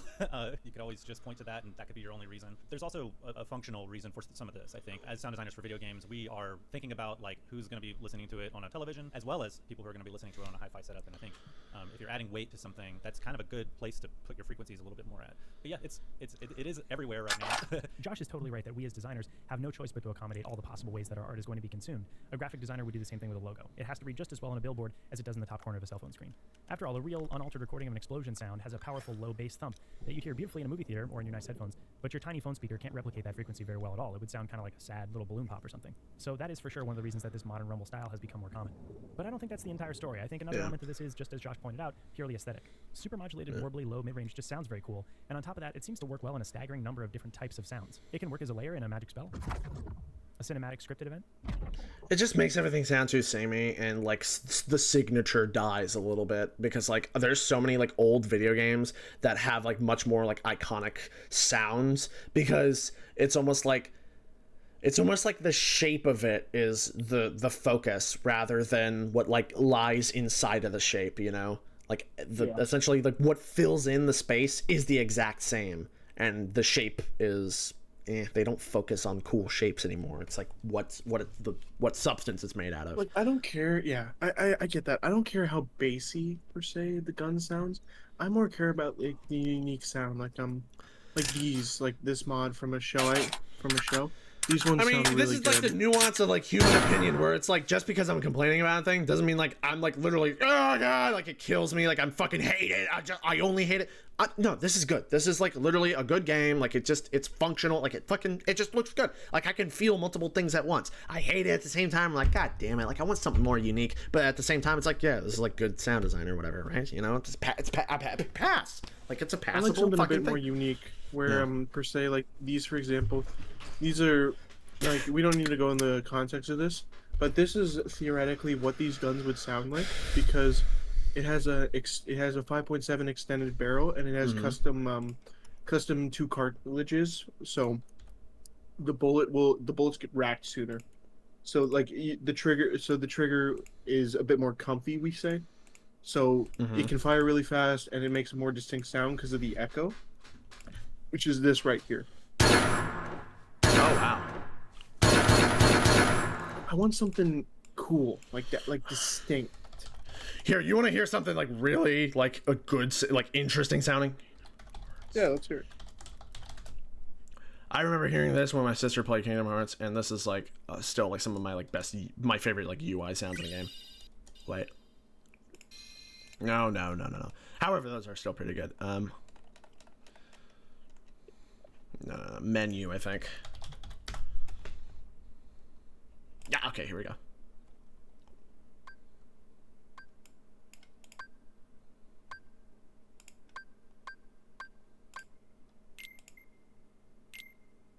When you select something, and then when you leave it, Ooh. Big fan of that. and of course you imagine like someone's doing this quickly, just like the succession of it is just so fucking fun. I remember that they use that same thing in Mario Party 8. Oh yeah? Oh yeah. Dink. What the fuck is that? How did you make this back then? This is like literally like, it's like you're manipulating me, like you're literally like fucking like actually like sexually assaulting my brain, and it's enjoying it. Oh yeah. Forcing me to like it. It's really good. It's really good sound. Oh man. Okay, yeah. So here's one thing I really wanted to drive home was, okay, so obviously, right, I showed you this. And I wanted to just do one more pairing, and then I wanted to make a point about something. So this was a soundtrack from a cut soundtrack, mind you, from the original Borderlands game, first game. That's just like almost like, it's literally called Borderlands, and that's perfect because it's like the spirit of just this franchise. And I wish something like this. It almost creates like a soundscape of like distance a little bit, doesn't it? Far out into the badlands of this lost world of Pandora. Like there's not, you don't have that type of shit. Oh my god, wait. I'm trying to fucking remember. Yeah. Hell Divers Woods. Yeah. You keep playing the music. Just keep playing it. Yeah, I'll watch your thing. You want me to watch? Glorious. Look upon this. No. That's the fucking wrong one. Yeah. Incredible. I'm speechless. Move. You're like some sort of weird nomadic tribe of people looking for some, lost legend of an alien vault. Oh, here. Pause. Really listen to this part. I love this, this end to it.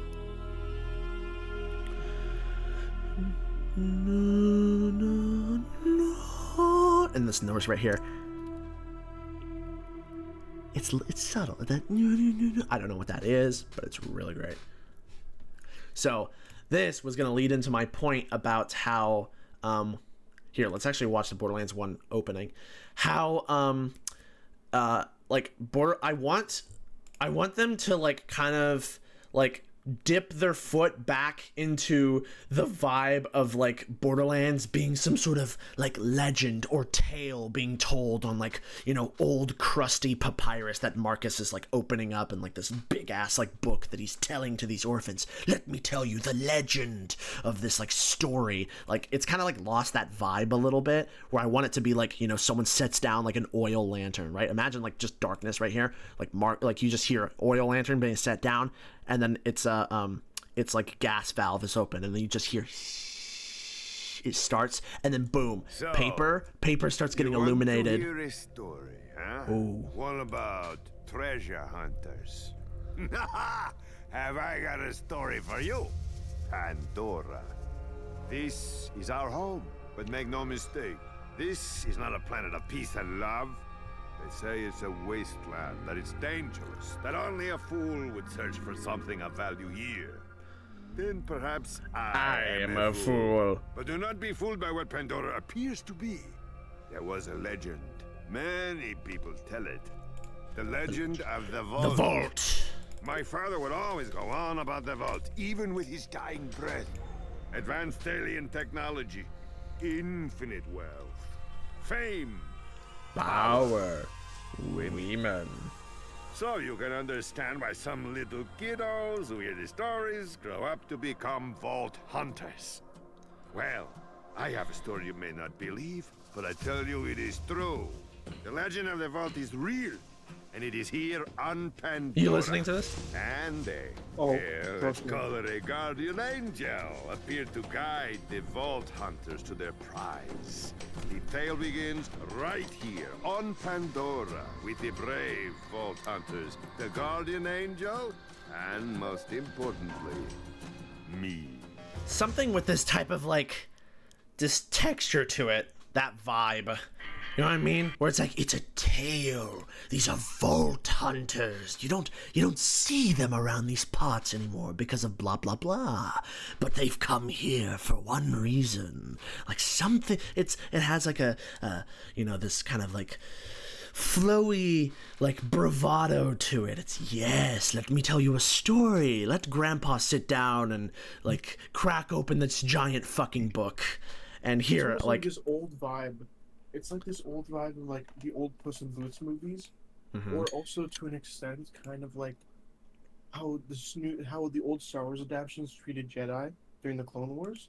How they, like, you were lucky to even see a Jedi. Like, right. You were fortunate. Like, now everyone's a vault hunter. Hey, collect a few fragments and open a vault on this planet. It's just like a Doom Eternal Slayer gate. What the fuck is it called when you put in the purple key and you got the room that unlocks? Slayer gate. I hate Slayer gate. Yeah, Slayer gate. Slayer gate. Yeah, it's a Slayer gate vault. Now there's everywhere. Everyone has the vault. And you're all vault hunters. Yay! Yay! No. I want the mystique of you're a vault hunter. Aren't you? Back in this franchise. I want like the look of like in the John Wick movies, like I want the look of like I want Pandora to feel like an underworld. Like I want it to feel like more like this godforsaken rock that you would only go to if you're a vault hunter or just completely insane. Yeah. Like I'd love to have like characters recognized, or like imagine if Salvador goes on a mission with us. He like in the John Wick movies, he threw a coin, he like showed a stamp, showed a tattoo, and everyone was just like, holy fuck. Right. Like it's yeah, like yeah, precisely what you're describing with like reputation, because essentially what makes their like vault hunters in Borderlands 2, 3, and even 4 and pre-sequel like no different like necessarily mercenaries. Like essentially the vibe actually died with Borderlands 1. So you know, it's not necessarily a problem that it's not like including it, but I'm saying I just would like a little bit of that like kind of like respect like reinstated, that type of that austere to it, the like what surrounds a vault hunter's like that reputation. Mystique. Yeah, that kind of like, oh, these people like yeah. I love that. You're I love that it. in stories where fucking bounty hunters have this mystique to them, but I feel like vault hunters are like on another level. Right. Like, of course, like, because they're going an extra step, not only to be a mercenary, but they're like studying like how the fuck they can like take their greed to like a higher degree to like find something that's alien and unobtainable. Like it's the perfect representation. This is the perfect time to bring it up. It's like in the story of Black Lagoon. So the story that takes place in a city called Ruanapur. It's basically like the result of the Vietnam War. Drugs started getting smuggled through there. It literally became the criminal underworld. So whenever the criminals or gangs, mafias, whenever they hear from like her name is Revy and Rock, that's the duo we kind of follow. Whenever people see Rock, and like he's kind of like the neutral party in the story. He's kind of like, it's like a Walter White story of a good guy starting to become bad, but like maintaining some stuff. Yeah. Like when people see Rock and they're like, oh, what's him?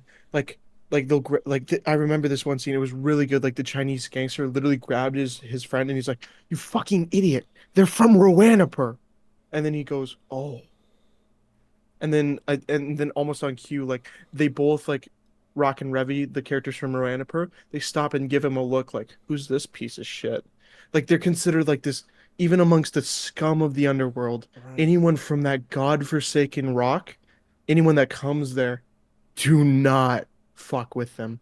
They are crazy enough to live there in this just land of filth. That's actually like that's one thing that I liked about like Timekeeper's like little like dialogue in the beginning of the BL4 trailer we got is like when he's talking about like a vault hunter, like like you're like brutish, you know, you're aggressive, and like you're essentially an epitome of like mayhem, like you leave a lot of like chaos in your wake, like you know, essentially I take a personal offense to that, like I actually like I would love that if he has a personal hatred towards the vault hunters, like you represent they're literally everything like I hate. Their goal is directly attached to what he's like working with, because he wants to create a vault or whatever the fuck he's doing, whatever he wants to do. Yeah. Yeah, I want to show you. Do you know this movie called Dragon Hunters from 2008? It's based off familiar. of it's based off of a 2D animated series. Look, 2008 Dragon Hunters. Look, know this?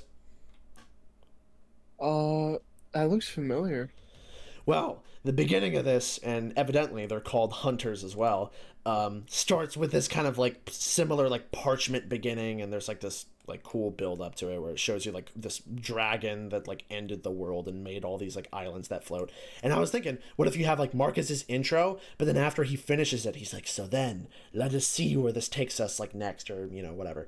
And then it opens up into like this like it zooms out from the parchment, and you start seeing like items like around the paper, like almost like this is on like some sort of like planning board that the Vault Hunters made, and you know, just something that outside of just the drawings, but it's like this like a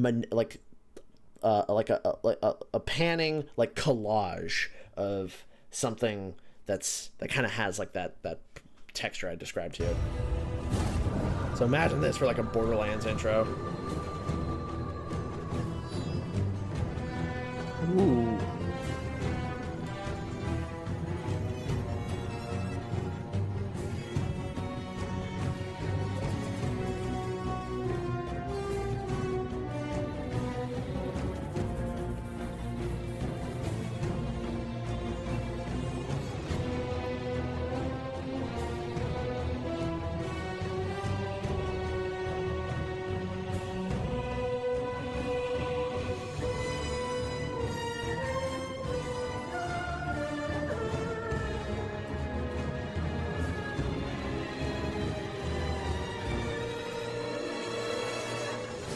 Reminds me of Eris's theme.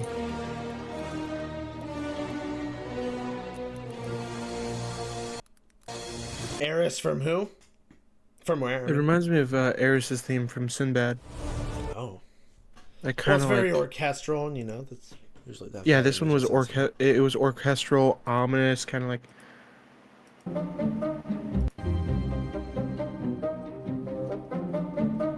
Oh, okay. Here.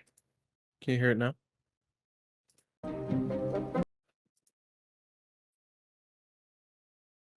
Okay.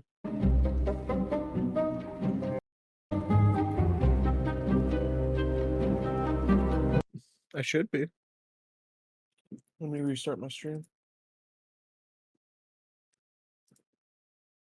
That should be better.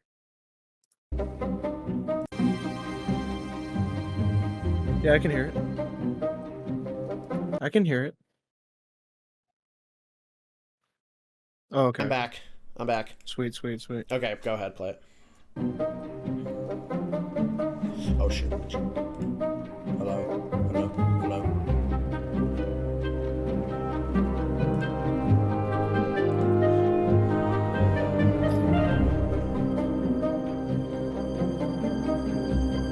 Really? That thing reminds you of this thing?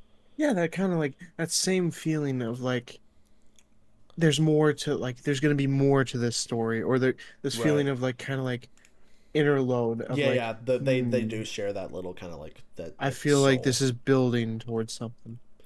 But see what I mean about like the paper and then like panning across like, you know, world lore relevant things, but it's like it's kind of like small little zoomed in like portions of the bigger picture that you'll eventually learn. And I really like this part.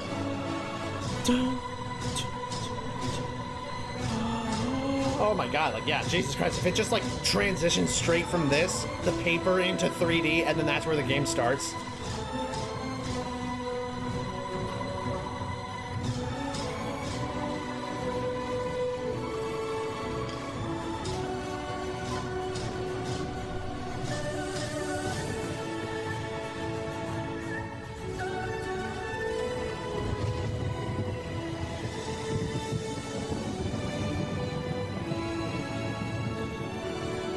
It's a good movie. You should probably check it out sometime. Yeah, I'll definitely give it some time.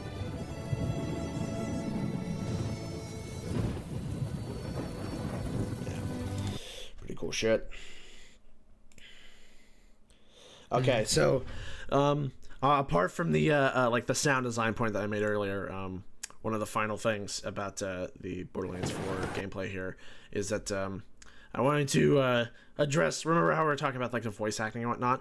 Here's like one moment where it just feels like they were Like there's just a few like cringe moments, or I just don't like how it's like delivered, where it's like too like traditionally like voice actory. In this moment where it's like there's a creature thing, but it speaks and it's like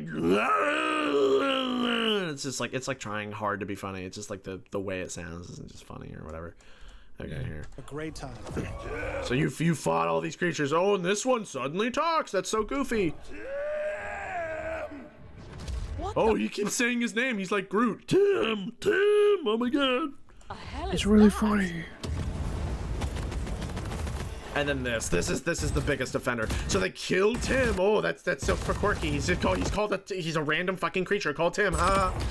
And then she goes, was that thing supposed to talk? That's weird. I can't even remember the exact phrasing because my mind keeps trying to block it out of my brain. So I just keep like iterating on what the fuck it was. So listen. It's like that overly quirky observant where it's just like... Yeah.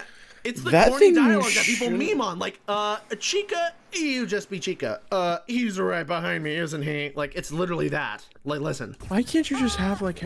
Everyone else heard the talking creep, right? Oh, this is supposed to be our, quick wit, like, jackass girl that we're playing. It's the siren. That's her trait, right? So she's gonna be like, oh, what? Oh, why did I just do that? Oh, God, just fucking shut up! No. That's making me mad. They did it. I don't know how you could actually know that type of criticism out there is literally trending and floating around there, like he's right behind me, and then you actually fucking include it in something like that. And it still happens somehow. The talking creep, right? Oh, shut the fuck like the product of Lichter's twisted mind. Another of his experiments. It's just like people just wouldn't say something like that in real life. No one talks like that. No one talks like that. Creeps, I shudder to think what he's doing to Lilith. We need to get inside. That's shit that can be implied. Yeah. Let's check it like, man, I would hate to know what he's doing to Lilith. Here, let's try to have scared with me. Let's try to have like I'll be the siren, you be Amara. Do like say okay, what you would think Amara would say. Okay. I'll be the siren. You go first. This door is blocked. Something's gonna have to get that out of the way. Wait, don't you have that one thing? Oh. Yeah. I got it. Don't worry. They call me the siren. They call me the siren for a reason. And then Amara okay, now wait, hold on. How the fuck does siren? Let's do the realistic one. Let's do a realistic one. You say which. Okay, pretty much be like, okay, hey, damn it, you think you can take that down? Wait, you're I can get Amara. Oh yeah. Sorry, never mind. Oh, interesting. Yeah, she actually has an idea, but then you get interrupted and you're like, oh, right, the grapple. That's actually good. We unintentionally made something really cool. Yeah, and then with her, like, I was thinking, like, why not have, like, you just saw, like, a mutated, like, make it a bit more, like, serious, where you, like, have her go, like, what the hell was that thing? Or I would have her be like, wait, is Victus making these things talk? Like, what kind of fucking, what is that working towards? Like, I would actually have her like think about what the purpose of its existence is.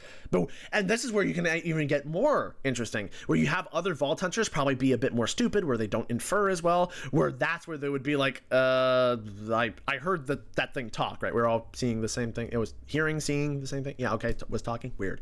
And then another Vault Hunter immediately goes to like questioning it. It's like, okay, that's really curious. Like, is this some sort of like experiment that's related to Victus or whatever that name was, right? So someone questions something, someone says the quirky, or just like doesn't even say anything at all. That'd actually be interesting. They're like, I thought about that. I that's something I meant to tell you, was like, what if they have dialogue that's not just someone saying a thing, but they just like they tut their like tongue, like, and just like inhale, and they're like, huh, or they do something like that, right? Like, they just don't say anything, and other Vault Hunters might say something. Sometimes you just might be left speechless. That adds a bit of like unexpected, an unexpected. I would love you don't even need to have the characters react. Like, give us the information like that the scientist has Lilith. Like, have them kill the creature. Have them have you like be able to look at it for a few seconds, and then like have Amara be like, we need to hurry. Right. Like, something like just you don't. It's and that's even generic, but you don't need the most like. That's You good. don't Yeah, need the most that observant implies shit. like she's really worried about what could happen to Lilith because that creature and like what fucking monstrosity it was indicates like how twisted this like scientist thinks. He's like, what could be happening? I shudder to think what he's been doing to Lilith all this time. It was like a really good. There was a really good line from the German aristocrat in All Quiet on the Western Front. Instead of like when he got the report in the later half of the war, how many Germans were being killed. That like instead of being like, oh, we need to stop this. There's 40,000 men killed. He goes, there will be no one left in Germany. And then he goes to talk to the French aristocrat. It's like, it's just just treat your audience with a bit of respect. Like, be able to like implication. acknowledge. That's what you call like implication, where it's not, you're not addressing the thing directly, but you like imply what you're gonna do based off of Like, context. or Germany will soon be empty. Like, something like something that can be like a little like, so like.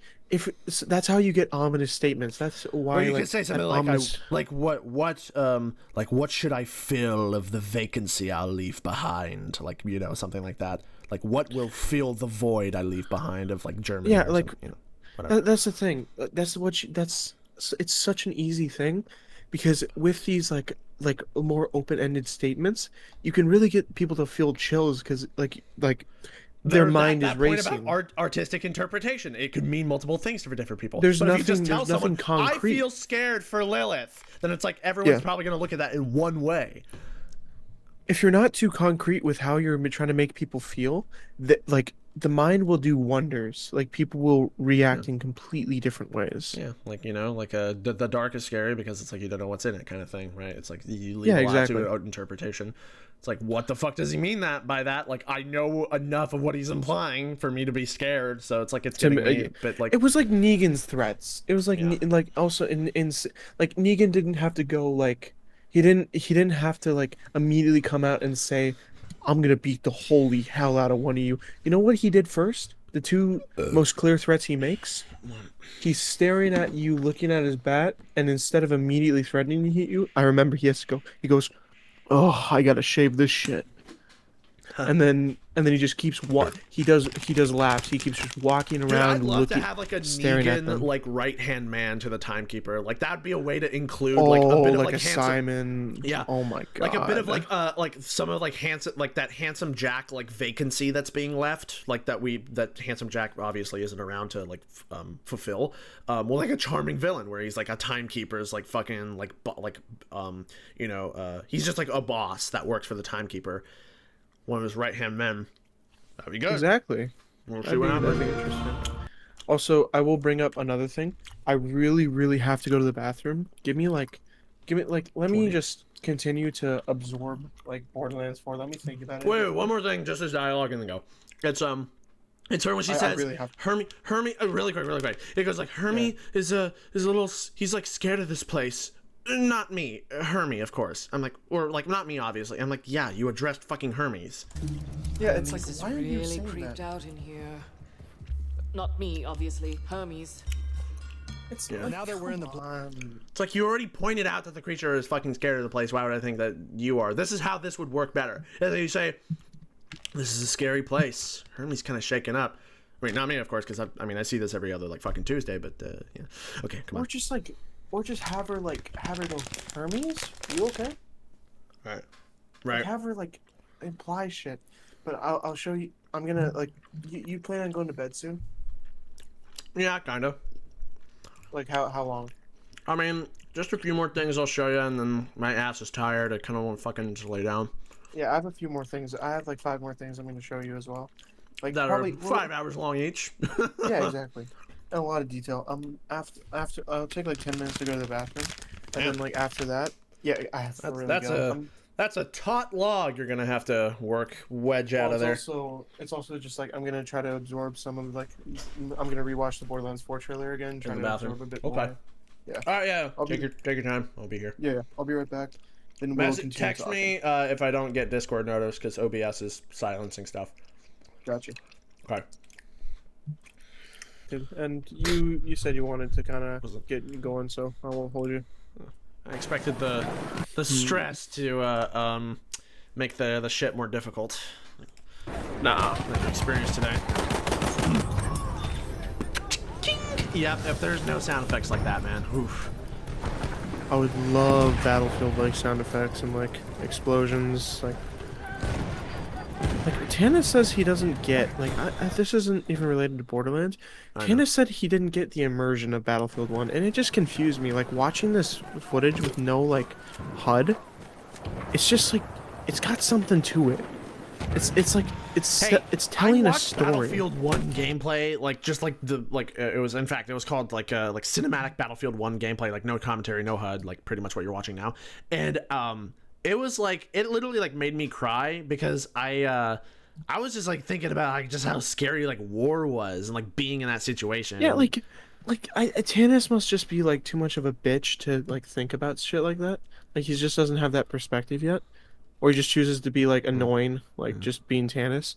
But like these were like 18, these were people our age, like boys sent into this fucking slaughterhouse of a war that just... I think just like the fact that it was like essentially never ending, and also thinking about how like everything could also end like at any moment. Like right now you're just running, oh, dead. Okay, there you go. And just also the environment, like you see these, like the air isn't even air anymore. It's just filled with chemicals and like smoke. Entire like just places, just mud, gut. Like these boys lived and died in the gutter in like a war that by today's standards is now forgotten. Combination of everything like adding up, the sound, and then like that the person's like screaming, sound like getting cut out. Yeah, the immersion, like he doesn't get what me and Ashton love so much about it, and like me and Ashton have talked about it. Like this game just doesn't feel like a game sometimes. It just it feels like an experience. Yes, there was historical things taken. Like obviously, World War I did not look like this in the slightest. But it's more the feeling. Yeah, it's like more War cinematized or whatever. It's like made. It's like World War I was not fought like this. It was fought in the trenches, but it was boring. Like, but they made it epic. But at the same time, like, yeah, it's like when it like if you were moving up with your tanks, like I don't think it would look too dissimilar to this environment of just destruction of just months of this, war. like superstition, or it's not superstition. It's like I don't know. It's just a belief, I guess. But do you know about like the belief or whatever, where it's like sometimes you like randomly cry out of nowhere? I mean, you've experienced that before. Is that like you're feeling the remorse for like the loss of a person that like otherwise like people couldn't have felt anything for because like no one remembers them, so like you're feeling like the grief like for them, like suddenly, like just some random soul out there, you just like start crying because like no one remembers them, so you cry for them. Like I remember seeing that on like TikTok or something, and evidently I watched the Battlefield 1 thing afterwards, and when I started crying I was like, is this like that feeling? Is this what's happening? Like since like a lot of people are like starting to like think less and less about history, or at least don't understand like the magnitude and like the horrific like aspects of it as much because it's been glorified. Like is this what's happening? Like, is that I'm like feeling the sadness that people aren't feeling anymore. And like in the Easter egg out here, Peacekeeper BF1 Easter egg. There was something incredibly paranormal about Battlefield 1. Like there was a lot of secret shit. There's a specific Easter egg I'm remembering on a map that like shows a UFO maybe crashing. Yes. No, but the map was extremely like it has a notorious, like this was during like the time in French where like they were like France was burning down almost, like so much was happening, like yeah, right here, like this is based off like a French mountain range that had a really notorious trench because of how Caporetto, this is just, it was a notorious place for how fucking brutal it was. And this map was designed with like I remember they took World War I like soldiers like stories. They said the smell of this place was ungodly, but the thing is it didn't smell like corpses. They said it was like hell on earth. It was just constantly burning from artillery. Man, that is like hauntingly beautiful. Just look at that painted skybox. the skies. Like just this gruesome Those are fucking actual world. like quotes of people who had survived from World War Not directly. I could look for it like a direct quote. Yeah, it's but like in an article the way or they something, like the when way you they read 'em. explained it, the way the Battlefield kind of one devs empathized with it, Yeah. like it was like just you were on hell on earth. Like that's why this specific dog tag is called Belly of the Beast. And what I found always really interesting about this, the second you finish this Easter egg and like beat it and like you push the interactable, listen to the environment.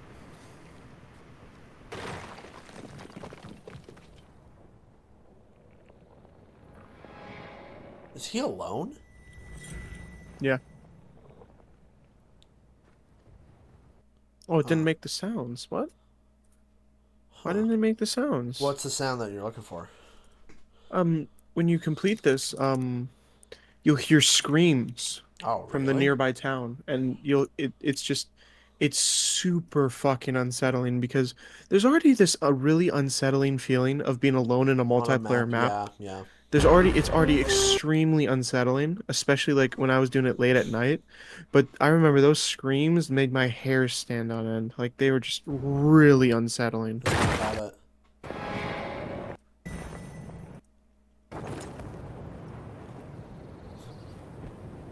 Imagine the screams you heard was something outside of your house. Like you actually heard someone getting murdered and you're like, oh my god, Battlefield 1 is so atmospheric. It definitely wasn't. Let me look. Someone getting fucking killed. Let me look here. Let me see. You heard a if, skinwalker? When did you play this game? Or where? Yeah, there's something incredibly there was this comment that I really there's something incredibly paranormal about World War One.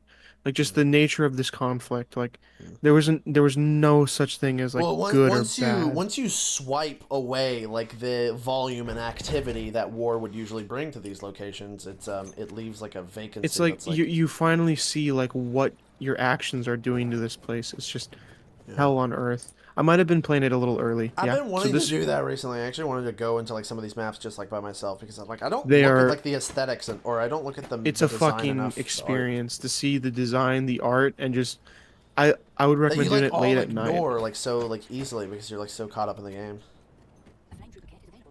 Or not ignore entirely, but you know what I mean. Like yeah, it plays right here. I think. Like you have to shoot. You have to kill these all in different ways, like representing different kinds of death, like explosions, like different body parts being shot. Yeah. Oh. What the fuck? God. Oh my fuck. Timekeeper kit is available near your location. Oh. It's just fucking unsettling to listen to. Like just hearing those screams, like oh man, fucking that is weird, creepy, eerie to listen to. I love it. Also, this is something I really, really, really hope. Like it's so unlikely for them to do, but I really want the environment to go with the story. So like, something like that. I really want something for.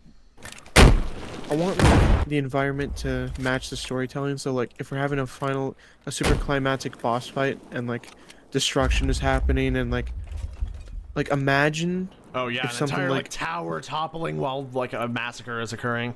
Just what like keep in mind this game's from 2013. Yeah. Oh my god, yeah. I remember seeing this. Like it creaks at first. Yeah, it doesn't fully fall. Yeah, it goes the out. Fucking like. It's kind of like how the Titanic goes out or something, where it's like the lights flicker or whatever, and you hear the groaning. And the fucking water, like. Yeah. And it changes the layout of the map. It changes how the map is played. Like, come on, we need shit like this, man. We desperately need like. I mean, if we're gonna be in like an entire cityscape in like Borderlands 4, I imagine there's got to be like some sort of tower topple moment. Like we have to do it. It would be just so goddamn cool to see like. And it changes the landscape forever. That's really cool. And see results of your like feel like you have a say. If you blow something up during a boss fight, it'll forever change something. Yeah. Like it'll give you that memory of like holy shit, I did that. Right. I think you know, even make it more impactful is if it's a choice. Like you could have avoided it. Yeah, if it's that choice, like like holy shit. Like if the player could decide stuff like that, dude, man, I could love that. There's a soundtrack I want you to listen to with me that's like pretty like fucking dreadful, and I want you to kind of imagine some of the like ideas we were tossing around. It's probably some sort of like massacre or destruction, shit being unleashed. All Little Nightmares. Little Nightmares is a great soundtrack. Here, this is a track that I return to every now and then. It's called Disposable Entertainment, where it like builds up and it's just like really creepy. Just imagine like you coming across like a Timekeeper like city after like being in like one of the Badlands on the planet, and this is like the soundtrack that you're met with after like the rambunctious Borderlands, and everything's just like gray fog nothingness. In fact, there was a piece of gameplay I wanted to bring up that they showed. Where is it?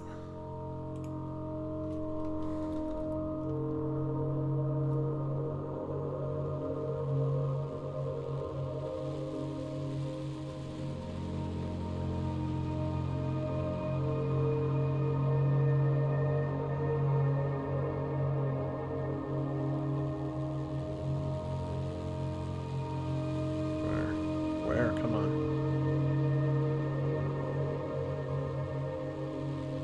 Yes, okay, here we go. Like, imagine like one of the Timekeepers like cities like looks mainly like this rather than like the colorful cyberpunk thing that you enter. And it's just like desolate and people are like terrified and they just like stay inside because of the curfews that are always underway. If only, man. Or like this is the first time you come across the tower, like you weren't even aware of the Timekeeper, you were just like doing your own shit, and then eventually like this is something you discover. I'll even show you this scene. It's finding the Pale City. I'm gonna just play through at this point. I would so love something like that, dude. Oh my god. That was pretty good, wasn't it? That was like that's just super cool. That fucking like those high notes of just anxiety of just like holy shit. So yeah, you defeat this like hunter guy or whatever, and that Little Nightmare he's dead. Such a good. Yeah, it's essentially just like aesthetics the game. It's like super artsy.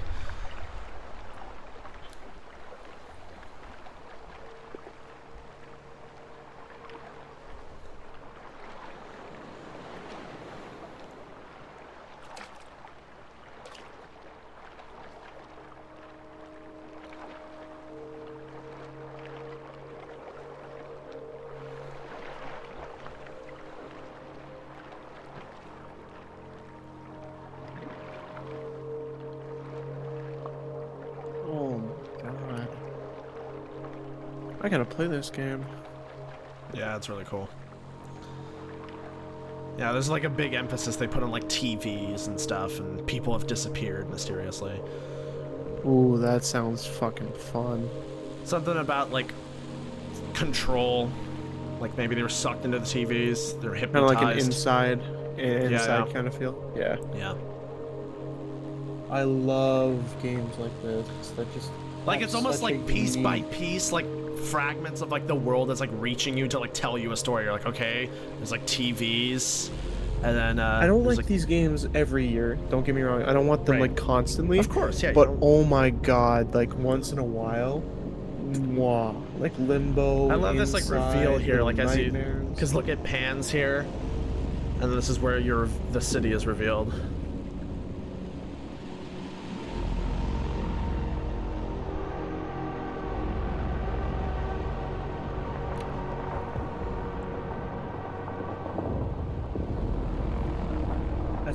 That's such a good idea, but I see, think like the buildings like tilt, like they're like contorting for some reason. They're all like bent. It's just unsettling to look at. Almost like they're alive for some reason. I love that analogy of like alive. That's fun.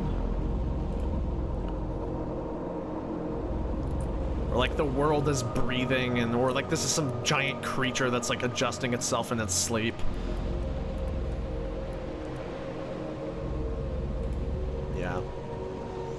So yeah, seeing that one, this like really like grayed out like brutalist environment like really made me happy because I'm like I want that. I want more. As much as I love that, I feel like with kind of like I want something a bit more tribal, but like more meaningful. Because with the Order, it means like complete order. This is like a world where, like, it's almost like, if it makes sense, you're walking in Little Nightmares. It seems like you're walking through a world that has fallen apart, or like things are not like as they seem. They're changing rapidly.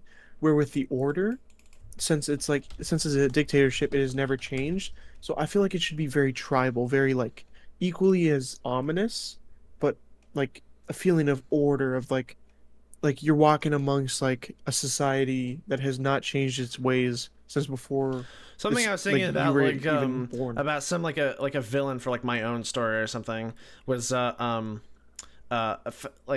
you've seen like time lapse like videos, right? Yeah. So a trailer I wanted to like make for like my own world or whatever is that you essentially follow the story of like this rock, or like a rock in a singular place, and you see life changing around it as time like really quickly like cycles through, and you see the development of civilization, then buildings crumble, then new buildings are built, and you know it's just like fucking life like occurring, and then eventually a big cyberpunk society is built, and then things are getting like super like congested and tall and expansive, and eventually all of it's destroyed, and then what gets put in its place is just these cubes, and then like time keeps like cycling and moving forward, but like nothing is changing. It's like thousands of years just stays the same. You're like, what happened? That's just like frozen like this world into like these cubes that are here are and essentially my explanation for it is that those cubes are like digital worlds. They're like these giant computers that people have like transferred themselves into and like escaped reality to like do whatever the fuck they want in those like in that digital world, and it's essentially left their like outside world dead and just like really vacuous. So yeah, something like that. I want also, something like this maybe, when you kind of something like that. I want something like super kind of like I want like an orderly theme when we first see like Timekeeper introduced to him in a big way. Like I want a theme like Scoutu Altus and Elden Ring right here. Here, I can play it for you. Here. Just let me know when you're ready. Here, look at this stuff. I'm looking at my second monitor. Yeah. I do have something ready. Oh, that's sick. It looks. It like reminds me of like the main city of Dread, of Judge Dredd, where like like society has kind of like gone into one cube. Yeah, like, Dread did like have that. cities. I've barely seen like any scenes, but I should probably get around to watching. Don't blame me. It was an okay movie. Seen some fights. Sure you have. Scroll Almost had you beat. Oh yeah. Oh no, I was just watching that. I'll talk about this. Like when we first meet Timekeeper, I want something like this.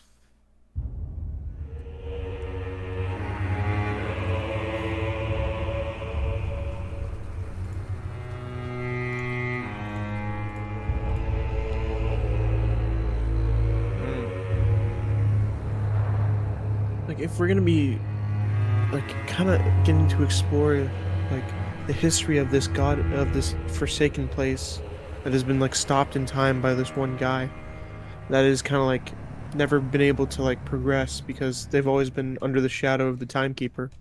I want something to like really sell that ancient history and that like that evil. That's what you meant by like tribal. I think that's what you're trying to describe. Yeah.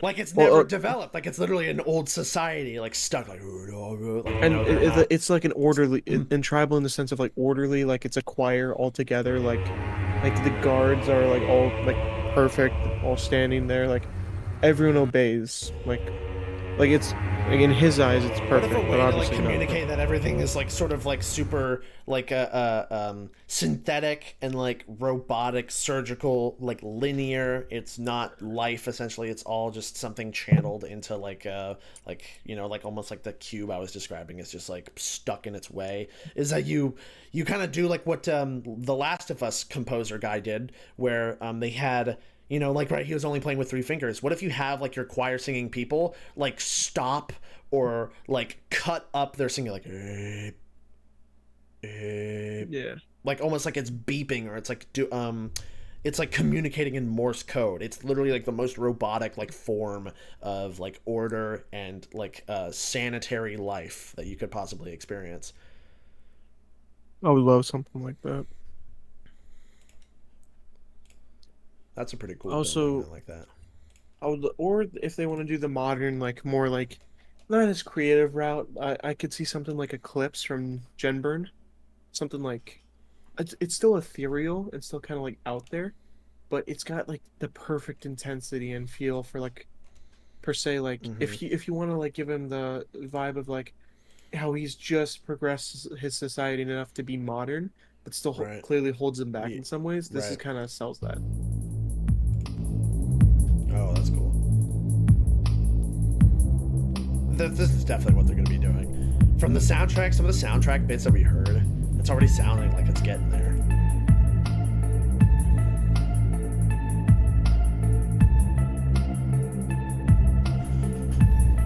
Oh yeah. I loved hearing this song in Tarkov. This is from Tarkov? Really? They put it. This is from at least they put it in Tarkov. Was it made for Tarkov or just put in Tarkov? This was made for Tarkov. Oh wow. This was in the street set. Like, here, let me. Tarkov. Eclipse. I'm trying to remember what trailer it was. Trailer it was. I think it was Yeah, it was the lighthouse. Okay, I got everything. Yeah, it was our first time. Like, this map was so fucking big. Can you send that song to me, actually? Yeah, okay. of course. Yeah, this trailer was so fucking big. Like, it showed destructible, like we never saw a map like this. Like, this was the first time they introduced us to radiation and the nuclear plant. Like this area is very dangerous to be in. How much of Tarkov have you played? Yeah. It's not really I've gotten very far to the point where, like, I had really, really good guns. I had a big stash of loot, but I fell out of it because, one, cheaters. There's quite a few cheaters in this game, and two, it's so intense that, like, legitimately, it was just a bit too much for me at times. Too stressful. Just too stressful. And I'm a bit more casual, like, than I used to be these days. Reopen that tab. Can you send the song? Yeah, of course. But this was just perfect. Like, we've never seen something like the lighthouse map. Like a helicopter you can extract in and fly. And this fucking area. Could you ever extract vehicles before, or only weapons? No. You could never like you could do on Lighthouse. And this, like, it was in Russian, and just, like, it was trying to show you from the fence. This is the only non-hostile zone in the game. So AI will not attack you here, and the AI have dialogue. So you can still be shot here, like, players can still swim and camp the island, but it's such a meaningful spot, because the keeper, as we call him, or like the keeper of the lighthouse, he manages, like, kind of the trade game, like the firearms game, because Tarkov is, like, cool. a society... The game that's, like, extraction shooters are usually PvE, PvP as well, and having like a location that actually has, like, neutral, like, NPCs there that you can, like, risk, like, leaving yourself open in trading with them, or, like, trying to actually like, develop something in that portion of the map, right? Like, establish a relationship, ask them to fight for you. It leaves you open when you're not focusing on actual people in the game. And also, like, it's fun because, like, the entire community treats this place with respect, because the lighthouse, the keeper has a secret. He calls them the goons, Bird Eye. I'm trying to remember all their names. I remember Bird Eye, and then I can't remember the rest. But they're basically 3 special forces ops, and they all accept. Like, Bird Eye is up close. There's a sniper that's extremely sneaky. He's really, really hard to hear. And then there's I think Bulldozer, who specializes in, like, rifles, like, and he can do stuff. His AI functions in ways that, like, he has mechanics that the other players don't. Like, he can dive on his side, like, on the side of his body. Like, he can jump to the side. He'll land on his arm, but he can still shoot you. And he can also, like, he can vault over objects. He has a unique dialogue for so many situations. Like, he acts and fights like a player. like someone who knows, like it's like he's hunting you. Like, and That's cool. basically the gimmick with the I wonder goons how hard is, that would have been to program. oh, I don't even want to think about it. But the thing about the goons is they only will like kill you on sight if you have a negative relationship with the keeper. If you have a neutral, there's fucking like reputation systems in a multiplayer game. Oh yeah, there's Man, reputation. they really If you fuck up on this. your relation with the keeper, usually the goons are really hard to beat. So like they will warn you. You'll have a lot of auditory warnings. Like they'll yell fire, fire, fire at you, and you can't like. And when they yell that at you, you can't un-aggro them. They're the most aggro like group in the game. So like they'll kill anyone they find for the most part, but they're not going to specifically target you and be as aggressive unless you have a negative, like if you have a negative stance with the lighthouse, they will literally, you will get no warning. The chance, like if they see you, they are going to kill you. They are going to snipe at you. They will immediately engage you. If you're neutral towards them, then if they see you, they're still probably going to try to kill you and take your loot to sell, obviously. But you're going to get a lot of warnings, like they're going to yell fire, fire, fire, or like you're going to hear their radio chatter. Like there's a lot more clues. Yeah, this fucking game sounds dynamic. It kind of makes me greedy of like extraction shooters that Borderlands wasn't like the first one, because it's like fundamentally it feels like that should have been like a right call to make. If they're going to make a multiplayer Borderlands, which I'm sure their ideas have been floating around. I mean, come on. It should have been an extraction shooter. Borderlands is all about loot, extract loot. I mean, the NPC relations, establish a reputation, fight enemies, but also make friends. Imagine that. Yeah. Essentially, imagine Tarkov, but like with the text, with the style like Borderlands. That could like really work well. Yeah. And what's so fun about these trailers is this is the time they directly use to show different effects, different different environments. Black and white. Because I believe this area is near like the chemical plant, so it's kind of like dark, and the weather is like a foggy day, so it's like it's really desaturated, so it's hard to see. This is what this in-game map looks like as well. It is so fucking beautiful, but also stressful, because at any point at any time, anyone could be looking at you. Wow. Also, are you with a squad here? Like, what the fuck? I thought it was. Yeah, you can play with friends. You can play with up to 4 friends, but notice they don't mark you. You have to identify yourselves. Like, there's no like UI to help you or something. I don't remember that. There is a HUD. That's all the HUD you get. Oh, Jesus Christ! I didn't even notice it in the bottom left there. Corner. That's all you get. Jeez, if the YouTube playhead is able to cover the game's HUD, then that's terrifying. That's all you get. Like, I didn't even notice the outline of the guy. Yeah, you have to mark each other? That's crazy. Yeah, and so you can do the 9 body parts can be, like, all 9 body parts can be damaged. Depending on the damage, they'll go from gray, which is like normal health, to green, which is like, you probably got gray, so you're slightly healthy. Yellow, you got hit. Red, to you're bleeding out. And if it's completely blackened out, like there's no gray outline, it means you lost a limb and it's broken. So if you get shot there, it's going to do double damage.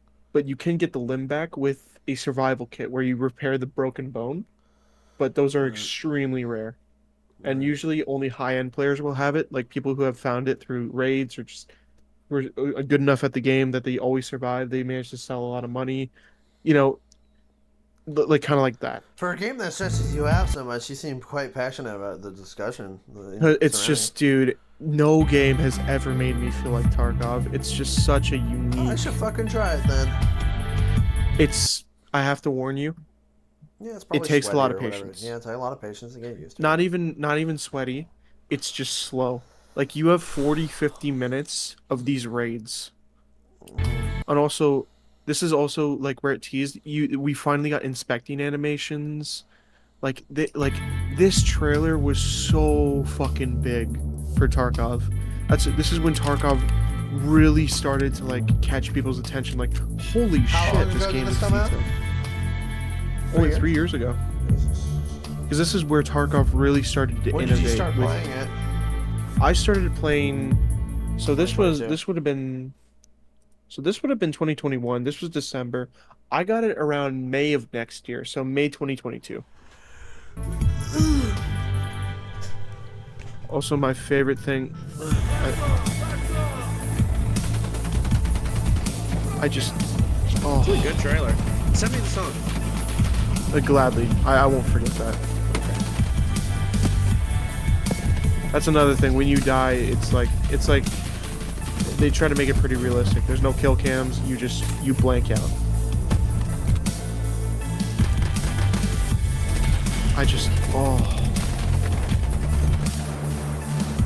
Like there's no this game. There's no hand holding, and also I'll show you what makes Tarkov super fun for me is how detailed, like every aspect of this game is detailed, and I love it so goddamn much because, you know, in like games like, you know, for example, Borderlands, you can go to like a vending machine, buy some health back. You don't get to see an animation of you sticking it in or anything like that. Mm-hmm. With Tarkov, I'm hit! if you need to repair like a bone, like you need, okay, so you're cutting the coats. Oh yeah, they got me. You're taking out you took out the bullet. I need to be patched up. You're stitching, like, you're clamping your skin back together. It's Bear. Bear's the chat. Damn it. Go Like, on without me. If you have fractures, like look at this. Like, these are like 10, 20-second animations. Damn. Like, they got me really bad. I remember I watched like pretty much, I think this exact video, or you showed it to me last time. Put on a bandage. it's possible. I'm hurt. We've spoken about Tarkov before. I'm bleeding. Like, there's different so many different types of med kits, different like types of loot. Like, In my hand. My arm's fucked. Oh shit, my leg's broken. so much cool shit. Like, look at my screen. oh, Look at this I that's found on terrifying. Borderlands 4. Bro thinks he's so good. That's so fucking unsettling to look at. For the folks that have issues with the HUD.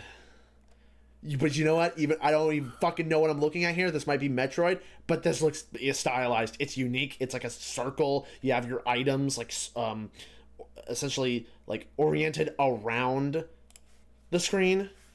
That's neat. That's unique and different. Been playing DeaDpOOl CollAB game. HUD is peak trash. And also, another thing I love about different. Tarkov, like, they use the real names for these things, like AI2 med kits, like AFAKs, like trauma kits, and IFAK, like aluminum splints, like, these are all real things. Like, so fucking cool, man. I love this game. And I think people have really clocked how much interest, like how there's kind of like an untapped market of like what Tarkov offers, because there's a game called Arena Breakout Infinite, and I don't like to say it's like a Tarkov clone, but it's trying to do what Tarkov does, like offer that extremely realistic feeling of like FPS as an extraction shooter. Like, it's really trying to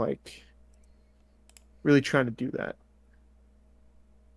And honestly, like, I will always prefer Tarkov, but there is a lot of things about Tarkov I personally wish they fixed. I have a lot of criticisms. For example, the anti-cheat.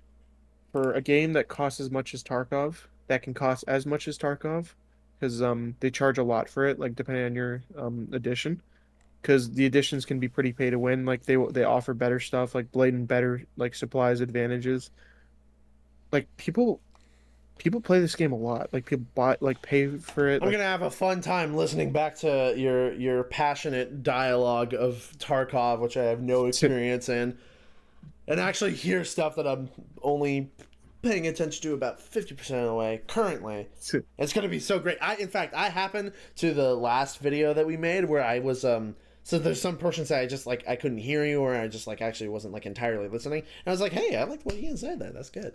Because that's why I like it. I do the same thing as well. That's why I visit I visit that video so many times. It's nice. It's nice to see, because I remember points I made. I was like, oh wow, I sounded smart there, and like, it's just fun to listen to, because it's like memories for us. It's not just like a random long video. It's like I was there, so I get to like kind of come back to it. It's always fun. Now from the segment featuring my friend Ian Cyro. Hey, someone said that they have a theory that maybe that like purple creature we saw at the end might be like some fucked up version of Amara that's been like captured and she's been like gutted. Because remember how that thing had like a human in it? This could be like a Timekeeper like creation, and the fact that it has like multiple arms and it's purple, so it has something to do with Iridium, and you know, we could be losing Amara. Another siren down. We'll see. Oh no! What a tragedy. Yeah, the one that are was those least character. Are those crystals? So fucking cringe. Yeah, I hate fuck Ashton. So annoying. King ass Ripper roleplay when Ben saying this. Ben saying this. It's so fucking annoying. I love the channel. I love the comments on this video. You have fucking Ashton being annoying. You See have that guy right there, VB. Jesus Christ, he has like his as his name rather than his actual name, which is like Vandor or something. I don't fucking or Xandorum. Xandorum. Yeah, he. I actually have his Discord currently, and I've talked to him, and he has like cool connections and stuff, and I'm willing to keep discussion going. Yeah. He's and like, then he knows some people who actually work at Gearbox, so that could be like my way in. You got your way in, buddy. Yeah. Okay, so check this out. Look at the level up comparison. So here we got Borderlands 2. Look at how stylized this is and how it like rotates and flips towards you at on screen.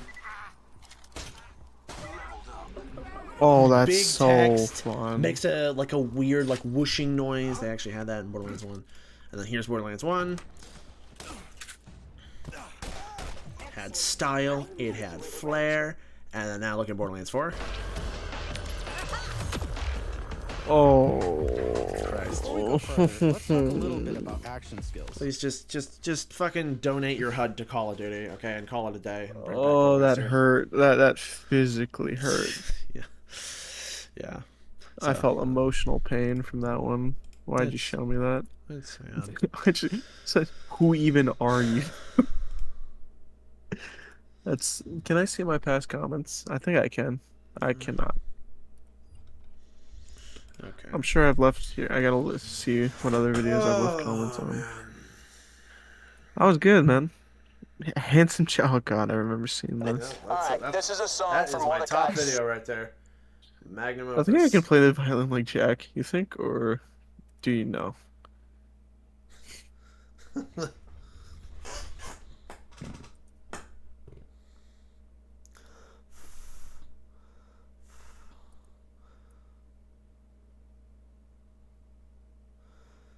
Rainier tried to like notify some of these people that he actually made the beat, and I feel bad because it seems like I like stole the spotlight when I didn't make it. I just like kind of gave him ideas. Elect fire. I'm glad someone likes shit like that. Why? Why not? Yep. Been saying this. Stupid bird. That's such a fucking awful image. I like how I put the Facebook logo next to TikTok. I don't know why, but I just need to do that.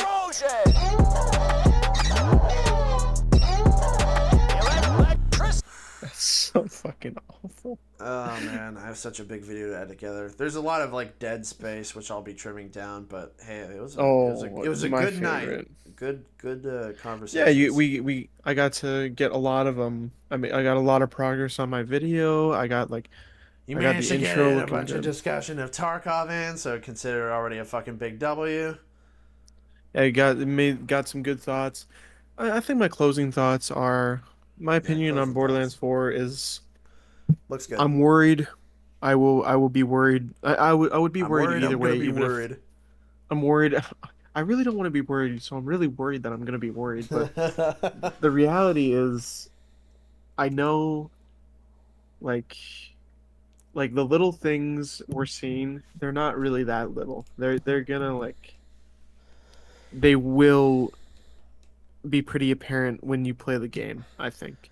They didn't have like a Pronto styled character. I want there to be like a weird, like scraggly, like Atlantis, the Lost City mole man type of guy. Like imagine actually being able to dig underground. Holy shit.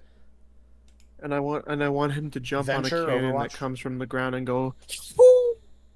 as he shoots the cannon. Like, I mean, that's just a necessity. That's a necessity. Would have been cool if they had like an actual like Slug Terra manufacturer, like where you have a gun that uses living ammo. Oh my god! And like there's a there's like a reputation or like a karma system that you can develop with your guns. Imagine needing to treat your guns properly, but like if you want more damage, you can like almost like slave your ammo, where you like overwork it, you keep using it, and you abuse your ammo. But now that turns them into like volatile ghouls, so they become evil. So you get better damage, but now you've like fucking hurt the gun's feelings, and shit could happen as a result of that. Like something interesting, but no, we got Daedalus. Yay. Oh, and Yay, the Order, Daedalus. which sapped Malawan's charge mechanic. Congrats. Yeah. Really unique stuff, guys. Oh, thankfully, the Rippers, they're automatic. Yes! Woo! Automatic weapons. I've been waiting for those in Borderlands. I think at the end of the day, though, as I may be terrified for this game, but I think at the end of the day, I mean, I saw one gray, like, dystopian, like, area, and I liked some of the cityscapes, so I'm like, the hopes are looking up because I saw a gray place. That's so funny. Me saying an area without color actually made me, like, more hopeful of everything else. Yeah. I do have to see Asmongold's reaction, because most of the time... Fuck off. Literally half of his reactions, he, like, doesn't understand what he's reacting to, and I just want to... I want to see, like, the normie, like, unintelligent kind of view of Borderlands 4, like... Or like the anti-woke people, like, what do they got to say about this? I want to, like, oh... To think I used to be like that, man, fuck. No, not entirely. You were like a skeleton of that. I was like a shadow of that, kind of, a little bit. Yeah. Oh.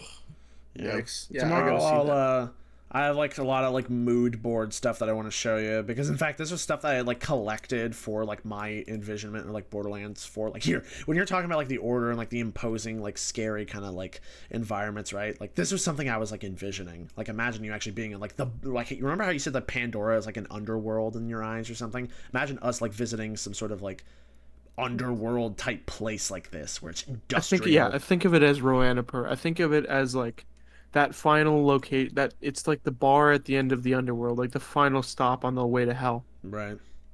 I think of it like that way, especially Upside since down Jack cities. referenced it.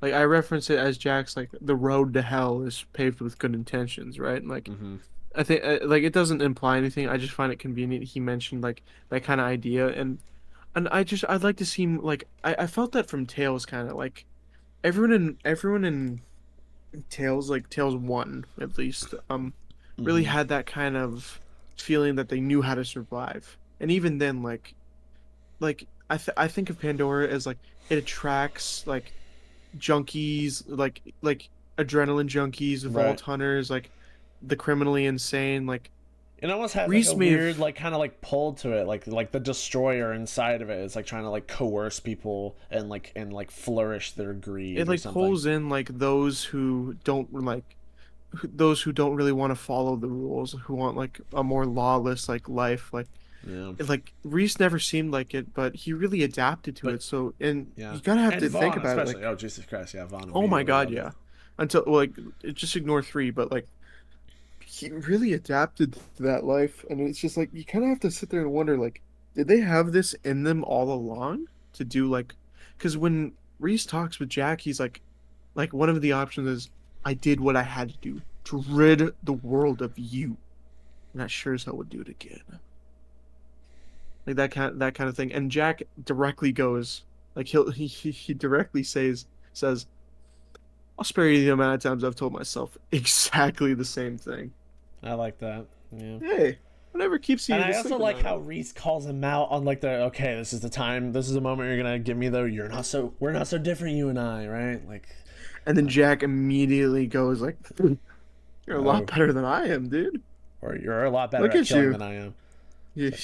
No, that's where he's like, you're a killer, you're blah blah, and he's like, oh, I'm a killer. Like you are way better at killing than I have. In fact, let's end off this discussion with by looking at handsome Jack, death, Tales from the Borderlands. Let's just watch this one more time to see fucking. There's two versions of this video. There's one where the player doesn't choose any selection.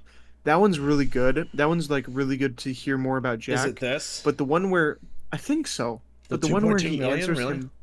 I think so. Yeah, the 2.2 million. I think that's the one where he answers him. Like this is the one where he goes like the player goes like, I did what I had to do to rid the world of you. And the other one might be like where they don't choose any dialogue option.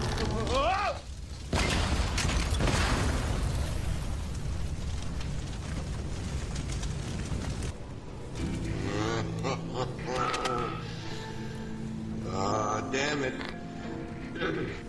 Dude, the music. I really like that space station. I don't think insurance is gonna cover this one. Like God, is Borderlands 4 gonna have dialogue like this? Is it gonna have dialogue like this? I'm not sure. I don't think so. Let's see what happens. I'm kind of scared. Okay, let's see. Are those? Is that? Dick. Are those scraps? Is that a fallen chair? Oh, is that a washing machine? Absolute dick. Is he walking up to the screen and contemplating his decisions? Are those crystals?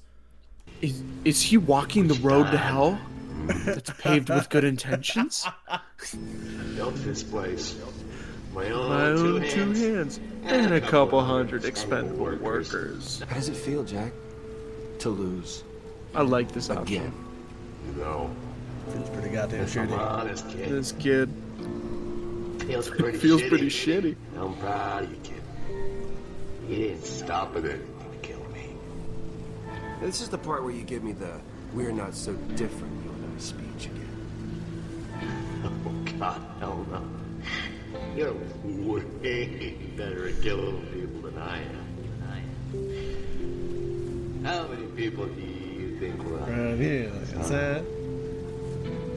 How many of your coworkers did you just eject into space to get rid of me, huh? What makes you think you're the good guy in this scenario, huh? That's right. Exactly. That's so... Everyone thinks they're the hero of their own story. Oh, I I should have seen this coming. Ever since I came to this nacho-flavored shithole of the planet, I've been betrayed by everybody I gave a rat's ass about. My boss, my girlfriend, hell, my goddamn daughter. Maybe I deserved it. The road to hell is paved with good intentions, right? The ones you love live outside. Oh, it's just so exhausted. Take a good look around here, Reese. This is what success looks like. You'll see. After a while, he starts measuring the size of the pile of destruction. You gotta break it down. Build it back up. There it is. This is your first step in that. It's the only way. You'll see. And there's so much to break down before you can build again.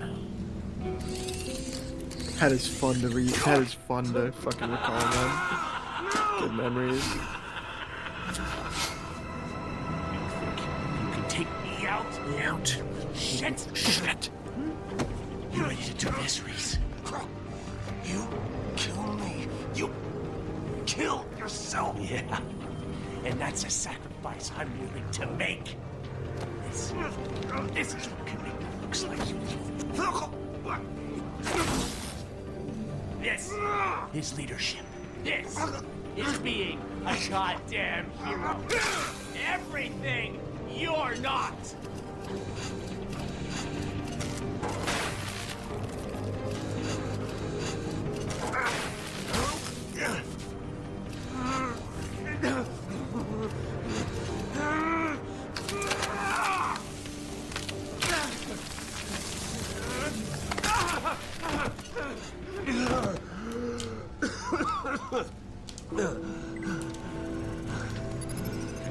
Congratulations, kiddo. You get to live another day. But what about tomorrow?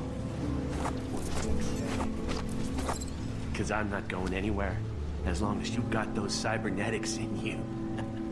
I'll be sitting here waiting for my chance to take you. I feel like if he hadn't said that, like that wouldn't have. We're past playing games. At least reminded Reese in that moment. Oh, all I need is time. Sorry for pausing, but for literally, like Jack's downfall is actually just for running his fucking mouth because he had essentially like inspired Reese to like make like a sacrificial decision. He says, "Oh, as long as you got the cybernetics in you," and this made like Reese like make a courageous like move to fucking, we're not courageous, but you know. Day when you've forgotten all about me, I'll take over your body and skin you alive with your own 2 hands. Perhaps while you're sleeping. Or getting laid. Taking a shit. I love that one. Erupted. Wait. What are you doing? Reese, what the hell are you?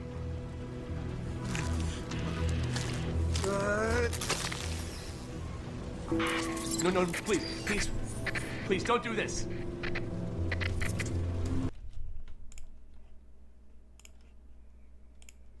Oh shit.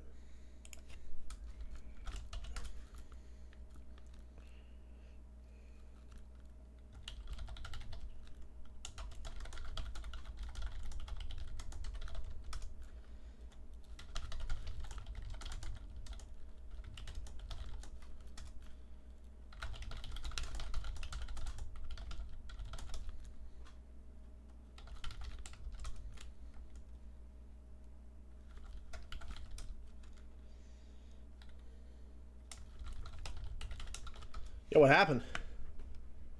Hello? Dad? Did your dad interrupt you or something? Oh, completely shut off. Your computer completely shut off? No, my internet. Oh. It's trying to interrupt Jack's death. It's like, no, God, I don't want to believe he's dead. Dude, I was so annoyed. It stopped on the line of this is being a goddamn hero, and then I saw the red bar, and I'm like, don't you dare. This is being a goddamn hero when he, what, like stabbed his arm? No, when he's choking Reese. That's where I lost you? Like I didn't hear you since then? Or you weren't hearing me since then? Yeah, like, dude, I don't know what happened. Oh, damn it, I had a couple funny things I was saying. Yeah, whatever. God damn it. Just repeat them. Pretty much I said, like, if Jack hadn't, like, I thought you were just, like, so immersed that you weren't responding. I was like, damn, okay, I should just shut up. But if Jack hadn't run his mouth and went, as long as you got the cybernetics in you, it wouldn't have, like, inspired Reese to, like, you know, make the sacrificial decision to, like, essentially gut himself, you know? But at the end of the day, like, that aspect of Jack is so narcissistic and, like, such a it's shit like it literally talker. running his mouth is his downfall. Like it actually, his greatest strength, like being funny and being sly and smart. That was his weakness in that moment. He could have just shut up or just like injected himself into Reese and then not done anything. He could have not, because if his plan is to wait for Reese to get even more cybernetics or harm him to the point where like he's just a torso with you know, a bunch of mechanical you know, appendages you know, coming off of it to then like strangle him like later down in his life, he should have just stayed in his head and shut the fuck up and never interrupted until that happened. But he couldn't. To an extent, that wasn't even the his mouth wasn't the only thing that killed him. Another thing was the fact that he just like he thought if he could keep insulting Reese, that actually he would do just something. like he would just realize. But Reese's entire arc was him just realizing like how much shit he took, and that he was finally, to an extent, kind of got freed by Pandora and that lawlessness. So, like, at that point, he finally changed into this guy that didn't give a shit. So those words really, like, I think they reminded Reese how far he's come. So he decided to become a goddamn hero. Right. Oh, that fucking sucks, man. Of course my internet drops.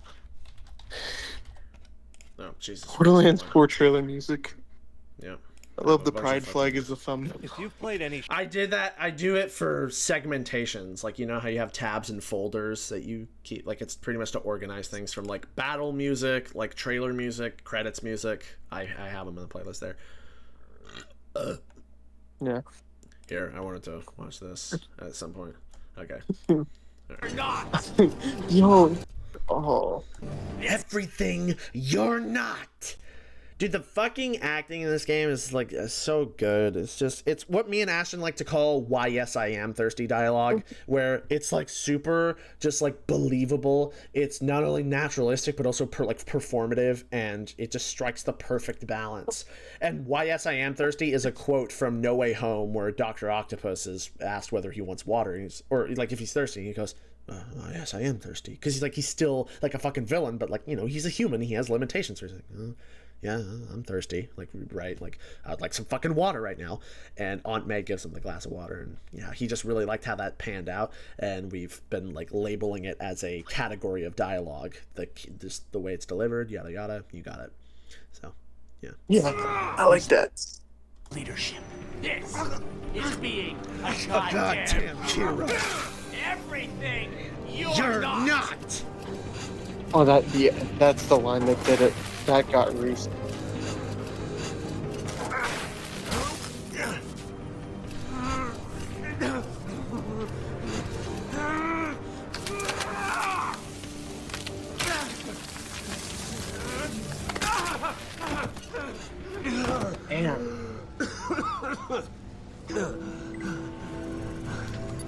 Congratulations. Kiddo, you get to live another day. But what about tomorrow?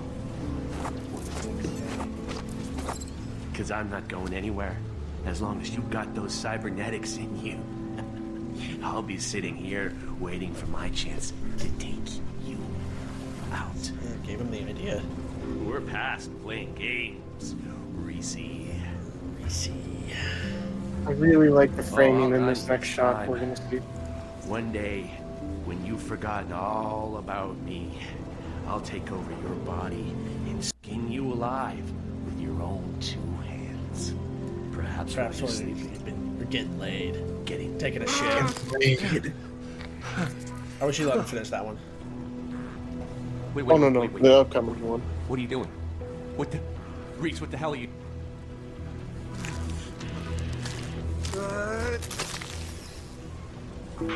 No, please don't do this.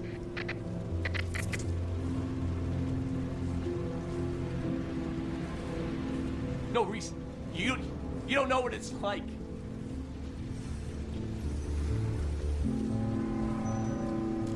Also, I find it interesting that this is a copy of Jack, but he still knows what the other side looks like. He references it. He's still like, to an extent, like. Well, the way I think of it is that essentially when you have no host that you're attached to, you're not able to like essentially have a perception of like reality. So like when he's just like, you know, a consciousness inside of a capsule, it's just like essentially darkness, just like, but you're able to like think, like essentially like the classic depiction of what we would imagine like life after death to be like in the most depressing way possible.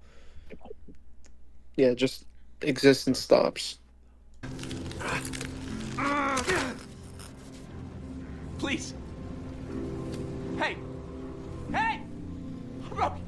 I'm on my knees here! Please don't tell me back there! It's not like they said! It's those lines that make me think it's more. Absolutely nothing there. Absolutely nothing there. Don't do this. What is there? Jesus. I'm sorry, Jack. I love that shot. I'm sorry, Jack. It's over.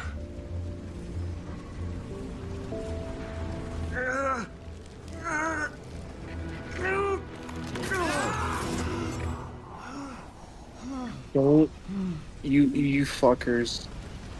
Don't you dare bring Jack back. Just don't. The way I see it is that I'm interested in bringing Jack back, but not as an enemy, but potentially as someone that we need help from.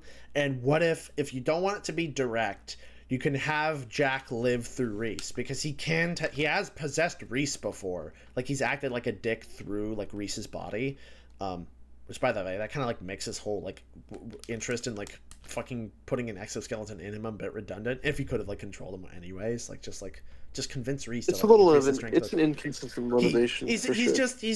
He has like a knack for like theatrics. He wants to be all fucking big and like, I need to put a skeleton in you. He just wants to be a crazy ass. So anyway, yeah, I'm actually interested in bringing Jack back, but as an ally, or yeah.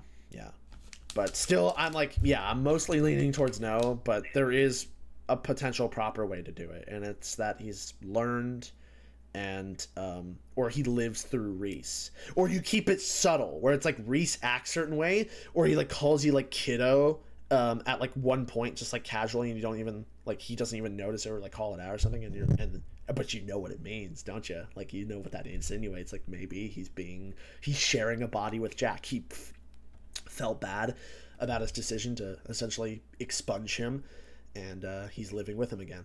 So yeah.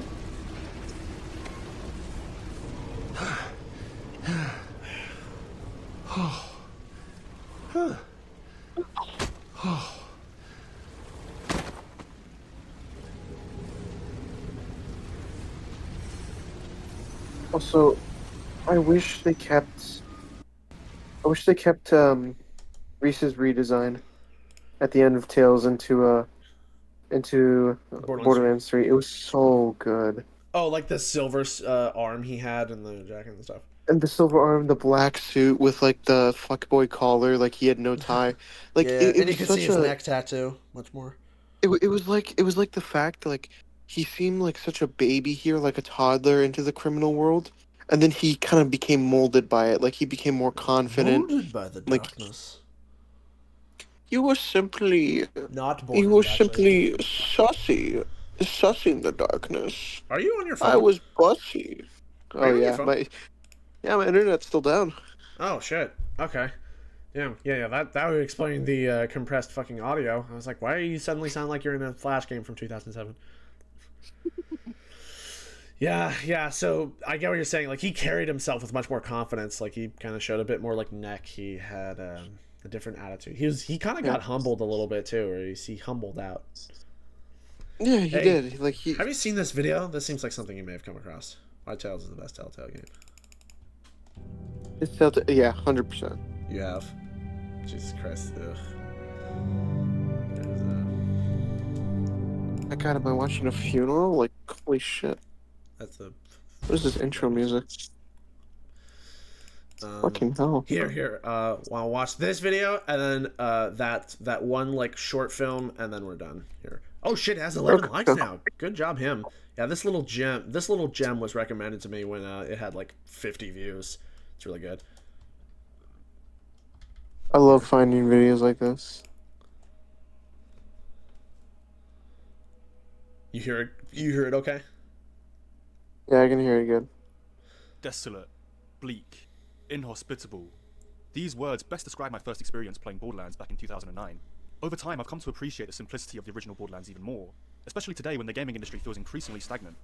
Creativity has taken a backseat to live service models, remakes, and carbon copy releases. In 2009, however, new and original games hit shelves regularly, and developers had more freedom to take creative risks. Part of my fondness for Borderlands is certainly nostalgia, but I genuinely believe it's a product of a freer, more experimental era of gaming, one where innovation was prized over the predictability of franchise reboots and endless content cycles. I vividly remember booting up the game for the first time, choosing Brick as my Vault Hunter, and stepping off the bus into the town of Firestone, a forgotten, dust-choked backwater. In that moment, as the slide guitar shimmered in the background, I truly felt like a tiny grain of sand in a vast, uncaring universe.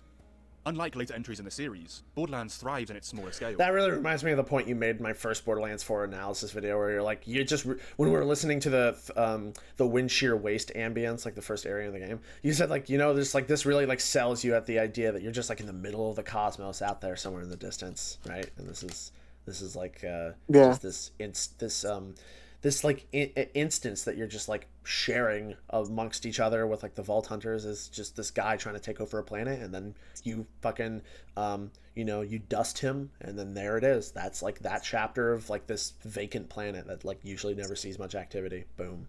So anyway, it captures a Yeah, world I not love yet that fully conquered by feeling. corporate It's a feeling. I think I originally felt in Super Mario Galaxy, like that feeling of just like being so insignificant in this huge universe.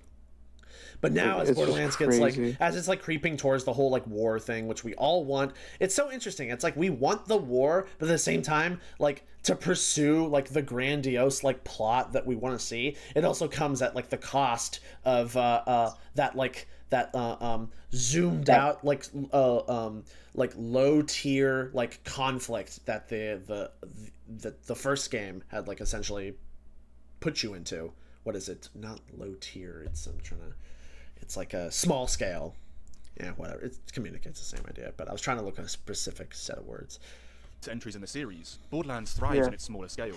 It captures a world not yet fully conquered by corporate control, where you're just a scavenger trying to survive on an arid, hostile planet.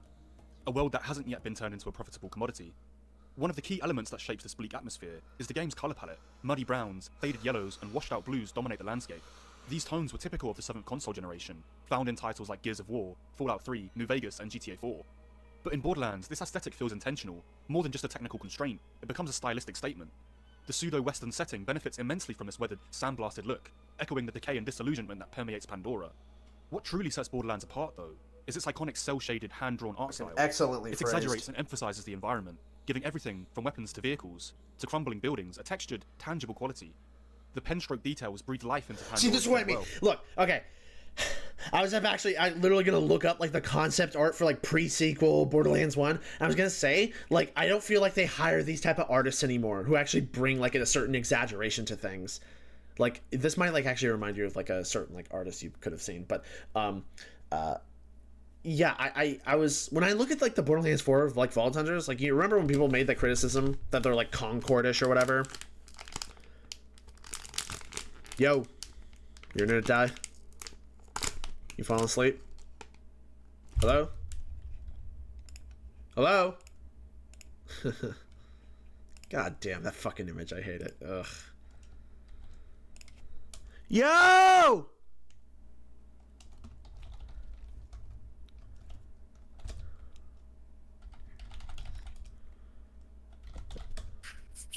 Hey! Hello? You falling Hello? asleep? No. Oh, yeah, I couldn't hear you. Weird, your service must be kind of getting shitty here and I there. tried to connect back to my Wi-Fi. Did Seems you, like were you that hearing doesn't have me any at that time, internet. though? No, I could hear you the entire time. Could you hear me? No. Well, that was weird. Yeah, that sucks. Well, anyway, remember how I called like the Borderlands 4 Vault Hunters like modernish design, and how people have also like criticized if you're looking at Concordish, where it's kind of like the bubbly, like smooth sort of. I want there to be like a Slug Terra fucking edge to it. I know we like use Slug Terra always like pretty like ironically, it's the joke, but this is a bit more like less ironic at this point. Like, this adds like a certain. I just love the strokes to this, where it's like it's got like an edge to it, and obviously this is not what the final fucking model looks like, but like creating it within that spirit and then smoothing it out into something that's a bit more realistic, like, gives you a good like framework of inspiration to like guide your hand in sculpting the 3D rendition. And I feel like their concept artists have been like making things probably a bit too realistic. You want that swipe, that edge, that sharpness, like I want, like, that's probably something that's been absent in like Borderlands 4. I feel, I don't know.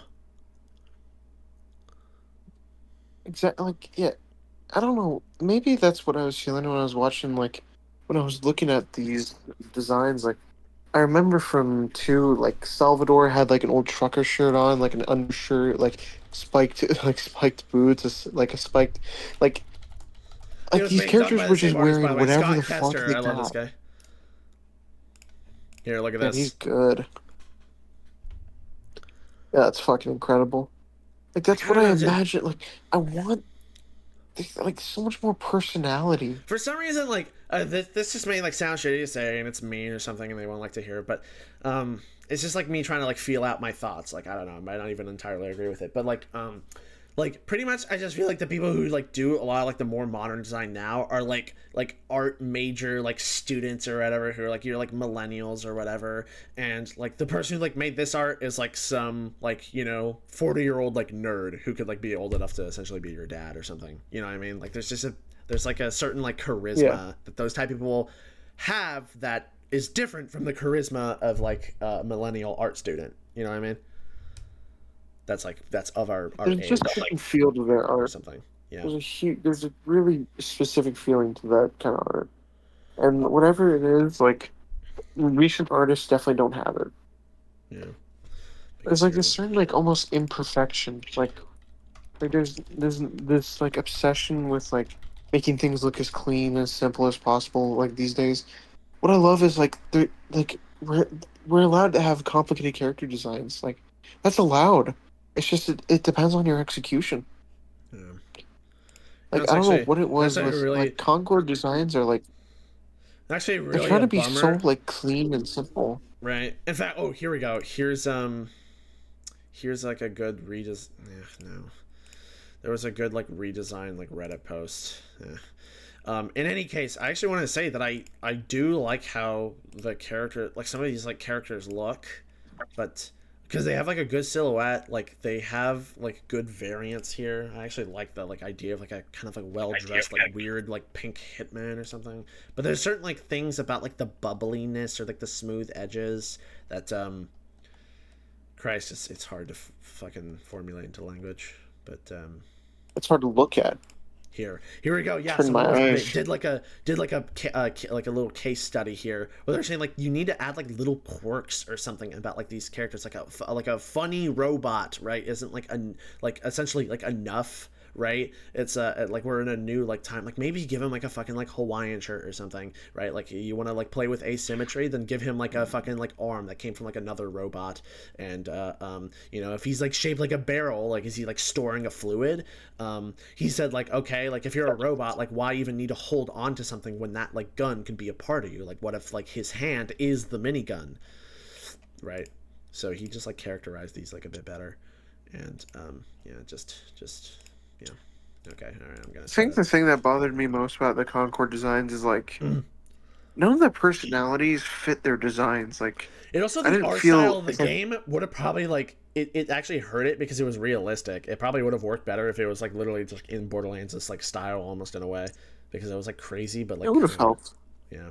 Old. I don't know. I just design, like I can't like look at this honestly and just be like that's bad. Like that's a fucking cool like mushroom human. Like that's what do you know what I mean? Yeah, it's like, Nightcap from BFN. Traumatizes me. Yeah, Nightcap, but serious. You know, he put the toothpick in his mouth and he got serious. Honest God.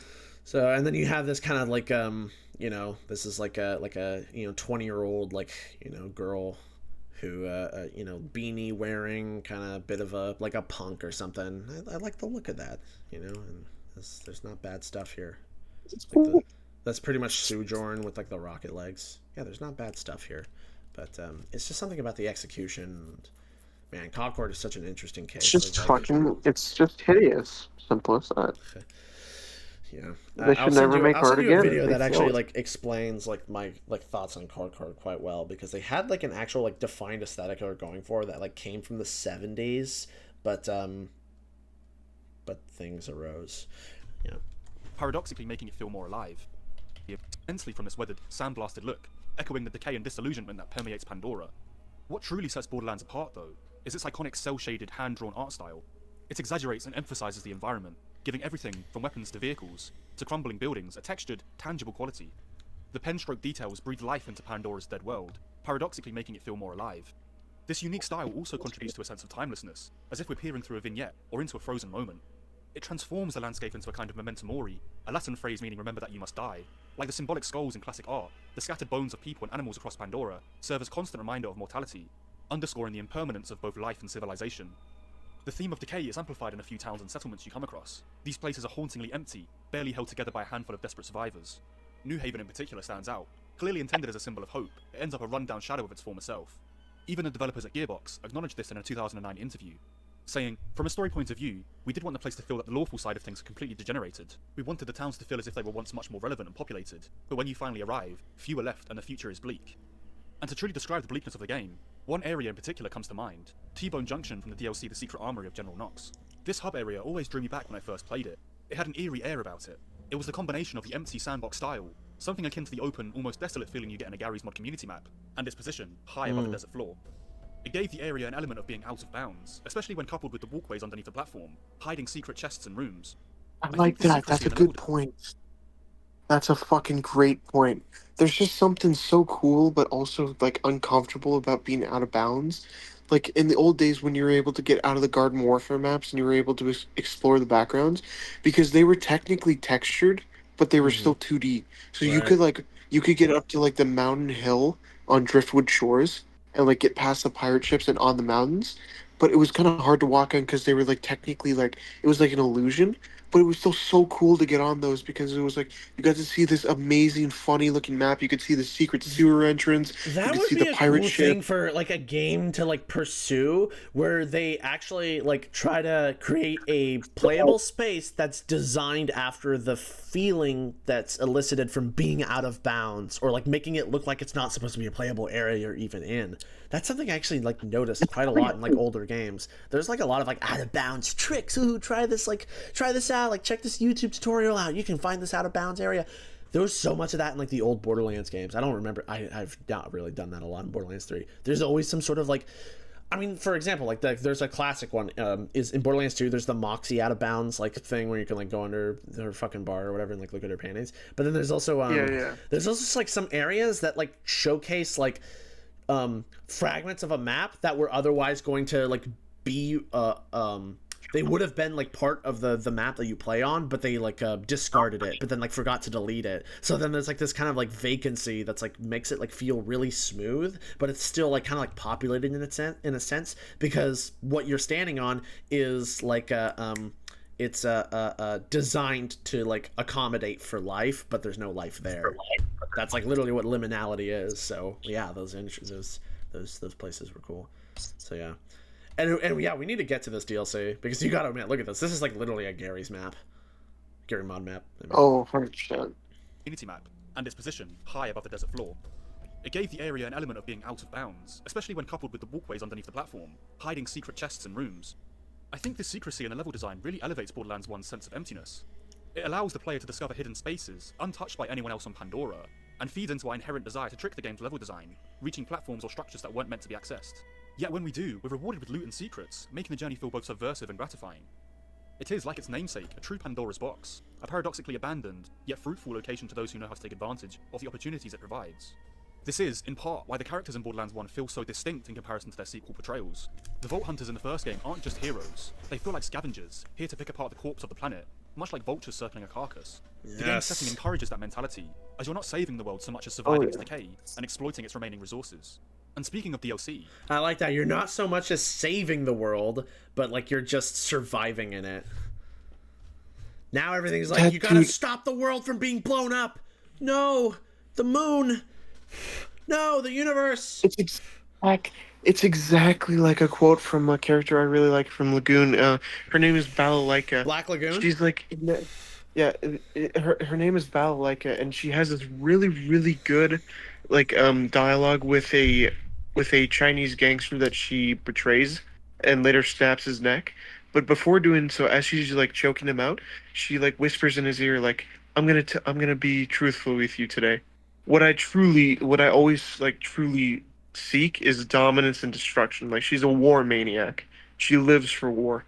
And she was like, and something she said really stuck with me. Like, I only want to see how long I can dance and survive in the pit of hell until I eventually fall. And then she does her really creepy smile and says, see you there one day, and then snaps his neck.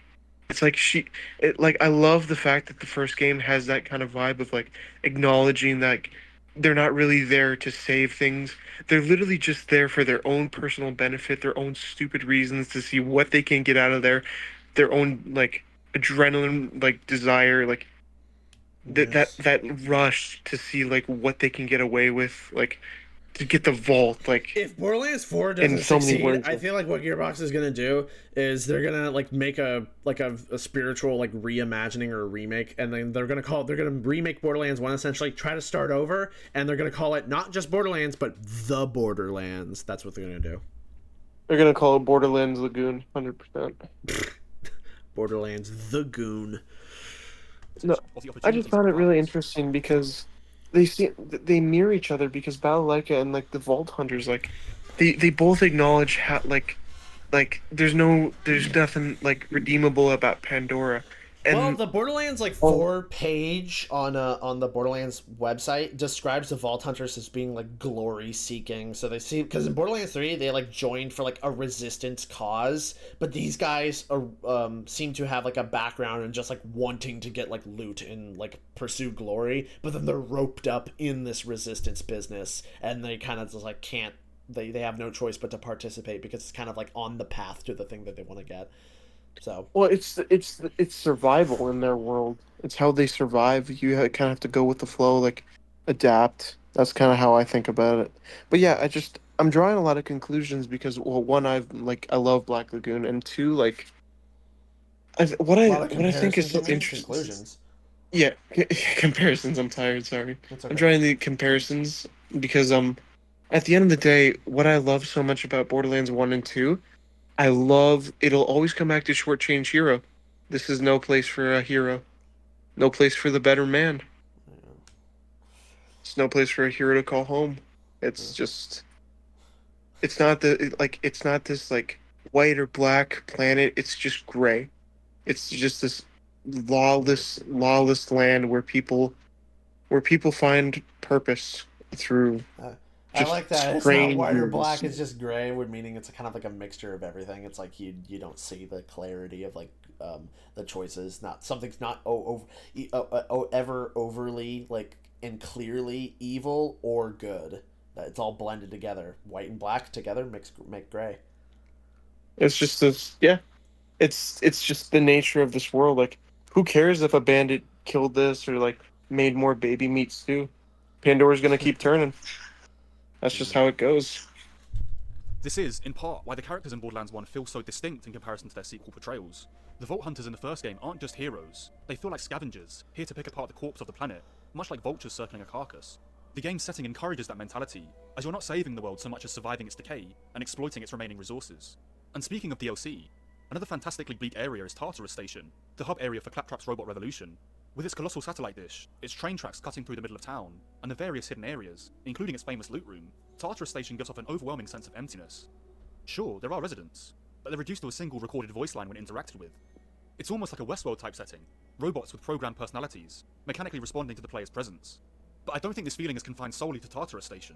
I think the entire game embodies this Westworld essence, where the bleakness ironically makes the player feel completely isolated, yet simultaneously the center of everything that transpires on Pandora. Borderlands 1's world is full of echoes, places and characters caught in a loop of artificial existence, with the player as the sole destructor of the mechanical order. An intriguing contrast lies in the game's technology. Vending machines, capture ride terminals, and brightly coloured holograms provide brief glimpses of advanced tech, completely at odds with the surrounding desolation. But this is no accident. In classic Borderlands fashion, the developers use this element to satirize and trivialize the violence on Pandora. Marcus sells guns, and Dr. Zed offers what he calls medical care through vending machines, perpetuating violence in the most convenient, impersonal way possible. Technology in Borderlands doesn't elevate life, it just enables survival and continued bloodshed. I like that. Technology doesn't improve life, it just enables bloodshed and violence. Technology in Borderlands It doesn't elevate life. It enables the cycle to continue. Yeah. It just enables survival. Yeah, that's a really exactly good analogy. what the corporations want when they see a kind of place like this, or hell, even Marcus. That's why when you brought up like the grayness, like even that's like communicated through like our allies. Like Jesus Christ, Marcus sells guns to the fucking enemies we fight. Fuck you, dick. But no, it's like it's a free market. It's like, hey, like if they're willing to buy, then I'm willing to sell. So it's like, then there you go. It's like you gotta adapt to that reality. Oh, you want to kill me? You're not the first. Survival and continued bloodshed. These small pieces of advanced tech stand as a stark reminder of humanity's ability to innovate, yet it feels soulless, a cruel mockery of progress. This theme of technological dissonance continues into Borderlands 2, which works so well as a sequel because it represents a shift in the world of Pandora. Handsome Jack is such a compelling villain because he seeks to redefine Pandora, not to destroy it, but to control and sanitize it. He attempts to impose order through technological dominance, building sleek cities, eradicating bandits with loader bots, and taming wildlife with sterile preservation sensors. When we eventually return to Firestone in Borderlands 2, it's become an Iridium processing site, overshadowed, literally and figuratively, by a Hyperion-built highway.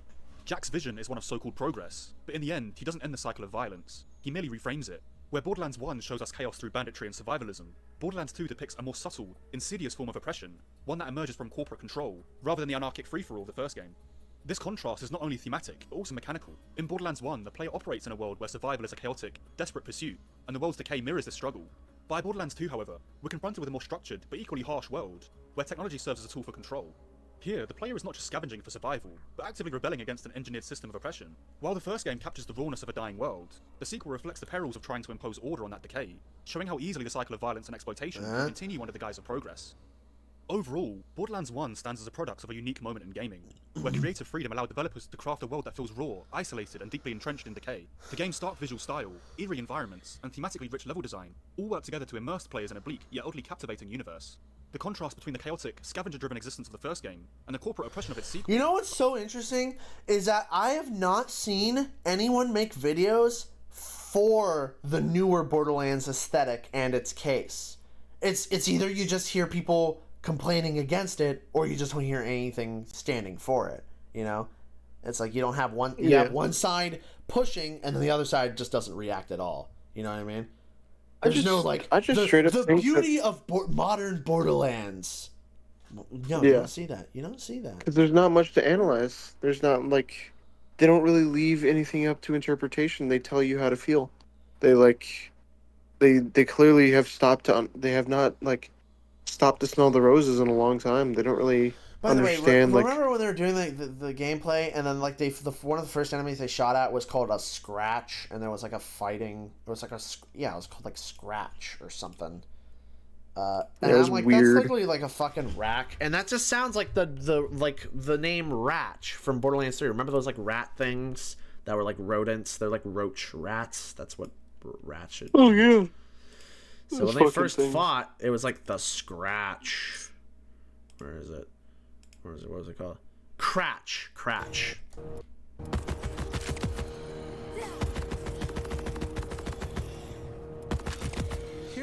Yeah. So essentially your rack equivalent. Yeah, man. Just a lot of the charisma and character of the old games. It's like I'm just not feeling it currently. Again, I really gotta find out just by playing. And sometimes maybe not new doesn't always mean bad, right? It's like it's this ideology I like to use where it's like imagine you have a game that's set on Earth and it's just about something, and it only takes place in one spot. It's like in Arizona, and it's always in that one area. And let's say you don't know anything about Earth, okay? It's like a new planet to you. You're like, okay, well, this is how Earth looks like, right? So then you might, and as this game series progresses, or even like show series, it takes itself to new horizons, new locations. And imagine it takes you to a place like Seattle, or like New York, or like fucking Dubai. Then suddenly you're like, what the fuck? This isn't Earth. This doesn't feel like Earth. This is weird. This is a betrayal of its aesthetics. But it is Earth. It is the same universe. It's just something that you're seeing that you're not familiar with. So technically, like, Borderlands has always like been, it's at a magnifying glass, like zoomed in on like Pandora's like whole story. Everything has been pretty central to like Pandora. And since when we get super used to the kind of like flavor that like world sets up, we get really familiar with everything. And then when it diverts itself to another portion of the universe, then we're going to be thinking this doesn't feel like Borderlands, when pretty much during the events of Borderlands 2, the universe could be super fucking crazy and like inappropriate to the aesthetic that we think Borderlands is actually supposed to represent, you know, right? It could have been always cyberpunk and crazy, but this is just like some weird exception. Like this is the thing that actually sticks out in the universe. But even still, there's ways of making it balanced where it's like, yeah, you're making media, so even though in real life, like the realistic thing would be that you know, the universe doesn't care like what your thoughts on aesthetics are, but when you're making media, there's reason to kind of stir the pot and try to mix things a bit more rather than make it super stark and like like something that feels inappropriate to the world. So Yeah. All right. Well, I don't know. I don't think they're gonna ever get this universe back, to be honest. well, hopefully, if I don't know how much like influence I can really have as one person, and I'm gonna really try to think as much as I can to like write up some big like beautiful like fucking statements or something. I don't know how like prone they are to being convinced. I don't know how like what their like propensity to like I don't know what their like reaction to like someone who sounds like ambitious will be, because it'll be like, oh, okay, here's like a kid who has like no idea about like what game development is like, coming in like dictating terms. This is what we gotta do, guys. And it's like, yeah, all right, like kid, like you just like sit on your ass and just like, you know, grab images and doodle a little bit. Like we're not gonna listen to you. Like I don't know if they're gonna be dicks about it, or like how much they're gonna try to account for like the experience I actually have, or yeah, it's really just curious. It's a world of fucking the unknown. But I really hope that they'll just like, because I will like piece together a slideshow. I'll even show them clips of us talking about stuff, the way that we describe things, the realizations we come upon. I'll show them videos I'll show them like this exact video. This video was I love the way he wrote it. It was great. I'll show them the videos. I'll show what people think, and I'll show them that like I really like try to consider how other people think. Like I account for a lot of variables, you know. It's like, hey, so but we realized the statistics said this and stuff, but you gotta like do this thing, and I know that's like manipulative, but maybe like make a post online saying like, hey, we're gonna return to this and blah blah blah. And like right now there's no context behind it, but I'm pretty much like giving you the like the projection of like what would be to come, but eventually it's gonna get there, and I'll try to make things work. God, it's gonna be so much effort, but this is like something I guess that's worth like dying for or something. It's like one of the only things that's like really compels me.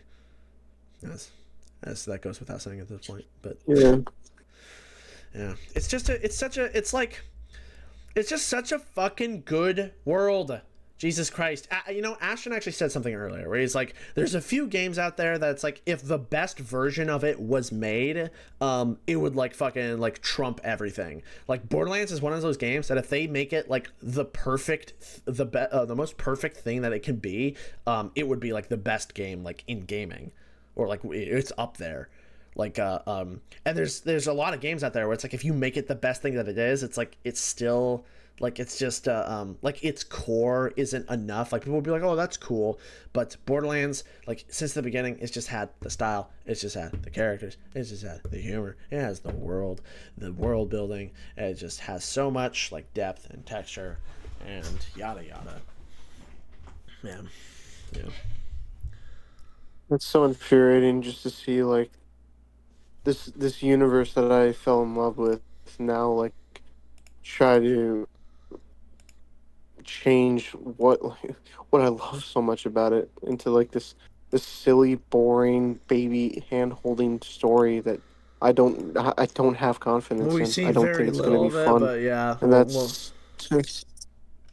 Whoa, was that actually? I mean, yeah, but as much as I want to believe them, but at the same time, these are the same people that made the mistake of Borderlands 3, and it's seeming like, from the little things I've seen, I'm scared that it's gonna happen again.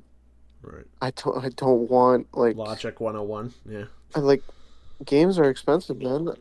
I don't want to buy this game if it's just gonna be more of what I don't want from this universe. There's no reason for it. That's unfortunate, man, but that's reality. I'll get in there, man. Like, I'm gonna get in there and I will make them see. In fact, this is something I was thinking, is that their last game is probably going to be the next one. It's Borderlands 5. This is building up to the war, and it'll happen. If that's the case, I feel like a really poetic thing they can do is actually make it stylized rather than like realistic with black lines. Like do the whole Arcane thing I essentially described. I probably wouldn't go full Arcane. Like I wouldn't make it too Spider-Verse or anything. I just have like 20-40%, 20 to 40% of that like tinging the universe, where you kind of go for the worst. It's actually like literally like there is strengths in making the graphics looks worse because it's not like a garbled like mess like this. Look at the gun, like it looks like it's blending into the environment. You could barely tell like what stands out from something else because over detailed shit overcomplicates stuff. It muddies the readability. So there's strength to like stylizing stuff and actually making it look quote unquote worse because it makes readability better and it brings back just like a certain like integrity that the old shit has. So here was two. It's just way less woke, so it always helps. Good. I was waiting for a stupid reason to come by. Oh, look how simple that is. There's no like it doesn't have to, you know, the whole like Marvel thing where they love having like the indentations, like their modern suit design. I think you may have seen a video about that. Yeah. Modern Marvel like loves the indentations. Modern sci-fi designers always love the fucking wait, hold on. Like sci-fi cube meme. Yeah, that sci-fi cube. This is actually kind of a bad example, but like one that's like over designed. Like pretty much imagine that, but like ramped up to like the extreme where it's like they just like overdo it. So it's like it's a normal cube and then the design cube is like my videos. Like you have what normal people watch and then you have what like retards want. That's the best comparison I can think of right now. I'm so goddamn tired. Okay, don't worry. This is it pretty much. So yeah, just like look at that. See, that's actually a more like modern example. Is they have like a lot of like hyper detail, and like this stuff is like good in art because like it's still. But like I think the way to like make it like translate sometimes is you actually have to like fake the detail. Don't actually make an indentation there. Make it like almost like a flat texture or something. Like find like a workaround that polishes things up and makes it like more clean, because like the Borderlands like 4 guns, Borderlands 3 design, it's just so many like indentations, so many like the lines on it. I sound like such a fucking just like pissy like little fucking shit. Just like God, just be thankful for what you have. I mean, you're not wrong. It looks ugly, but it's over designed 100%. This is actually not the worst case. This is like just a marksman. I don't even. It's still not fun to look at though. That's the problem. Look at just the design of these weapons. Where's the Torg one, bitch? Where is it? Torg weapon concept art. Dude, I wanted to see something like this in Borderlands, where it's like if you have Torg, I want there to be like oil spills on some of the metal. Like the wear clearly shows that like it shooting out rockets has been burning the exhaust ports and like these gills here. Like it's worn out. It's like holding on to this gun seems like you're gonna be holding on to like some like fucking tool that your dad asked you to get from like his like fucking tool kit or something. It's greasy, it's a bit oily, it's heavy duty. It feels like it'd be warm in certain parts because you've got like engine components that keep it sputtering. Like it just has this fucking personality that kills me. God. It's just so simple. Like look at that. That is good shit.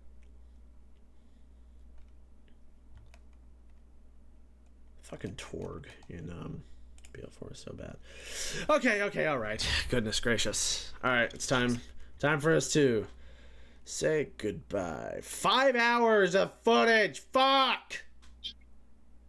That's actually not too bad. That's not too bad. We played for what, 12 hours once? Yeah, way more. Yeah, their final DLC run was like around 7 to 8 hours. Yeah.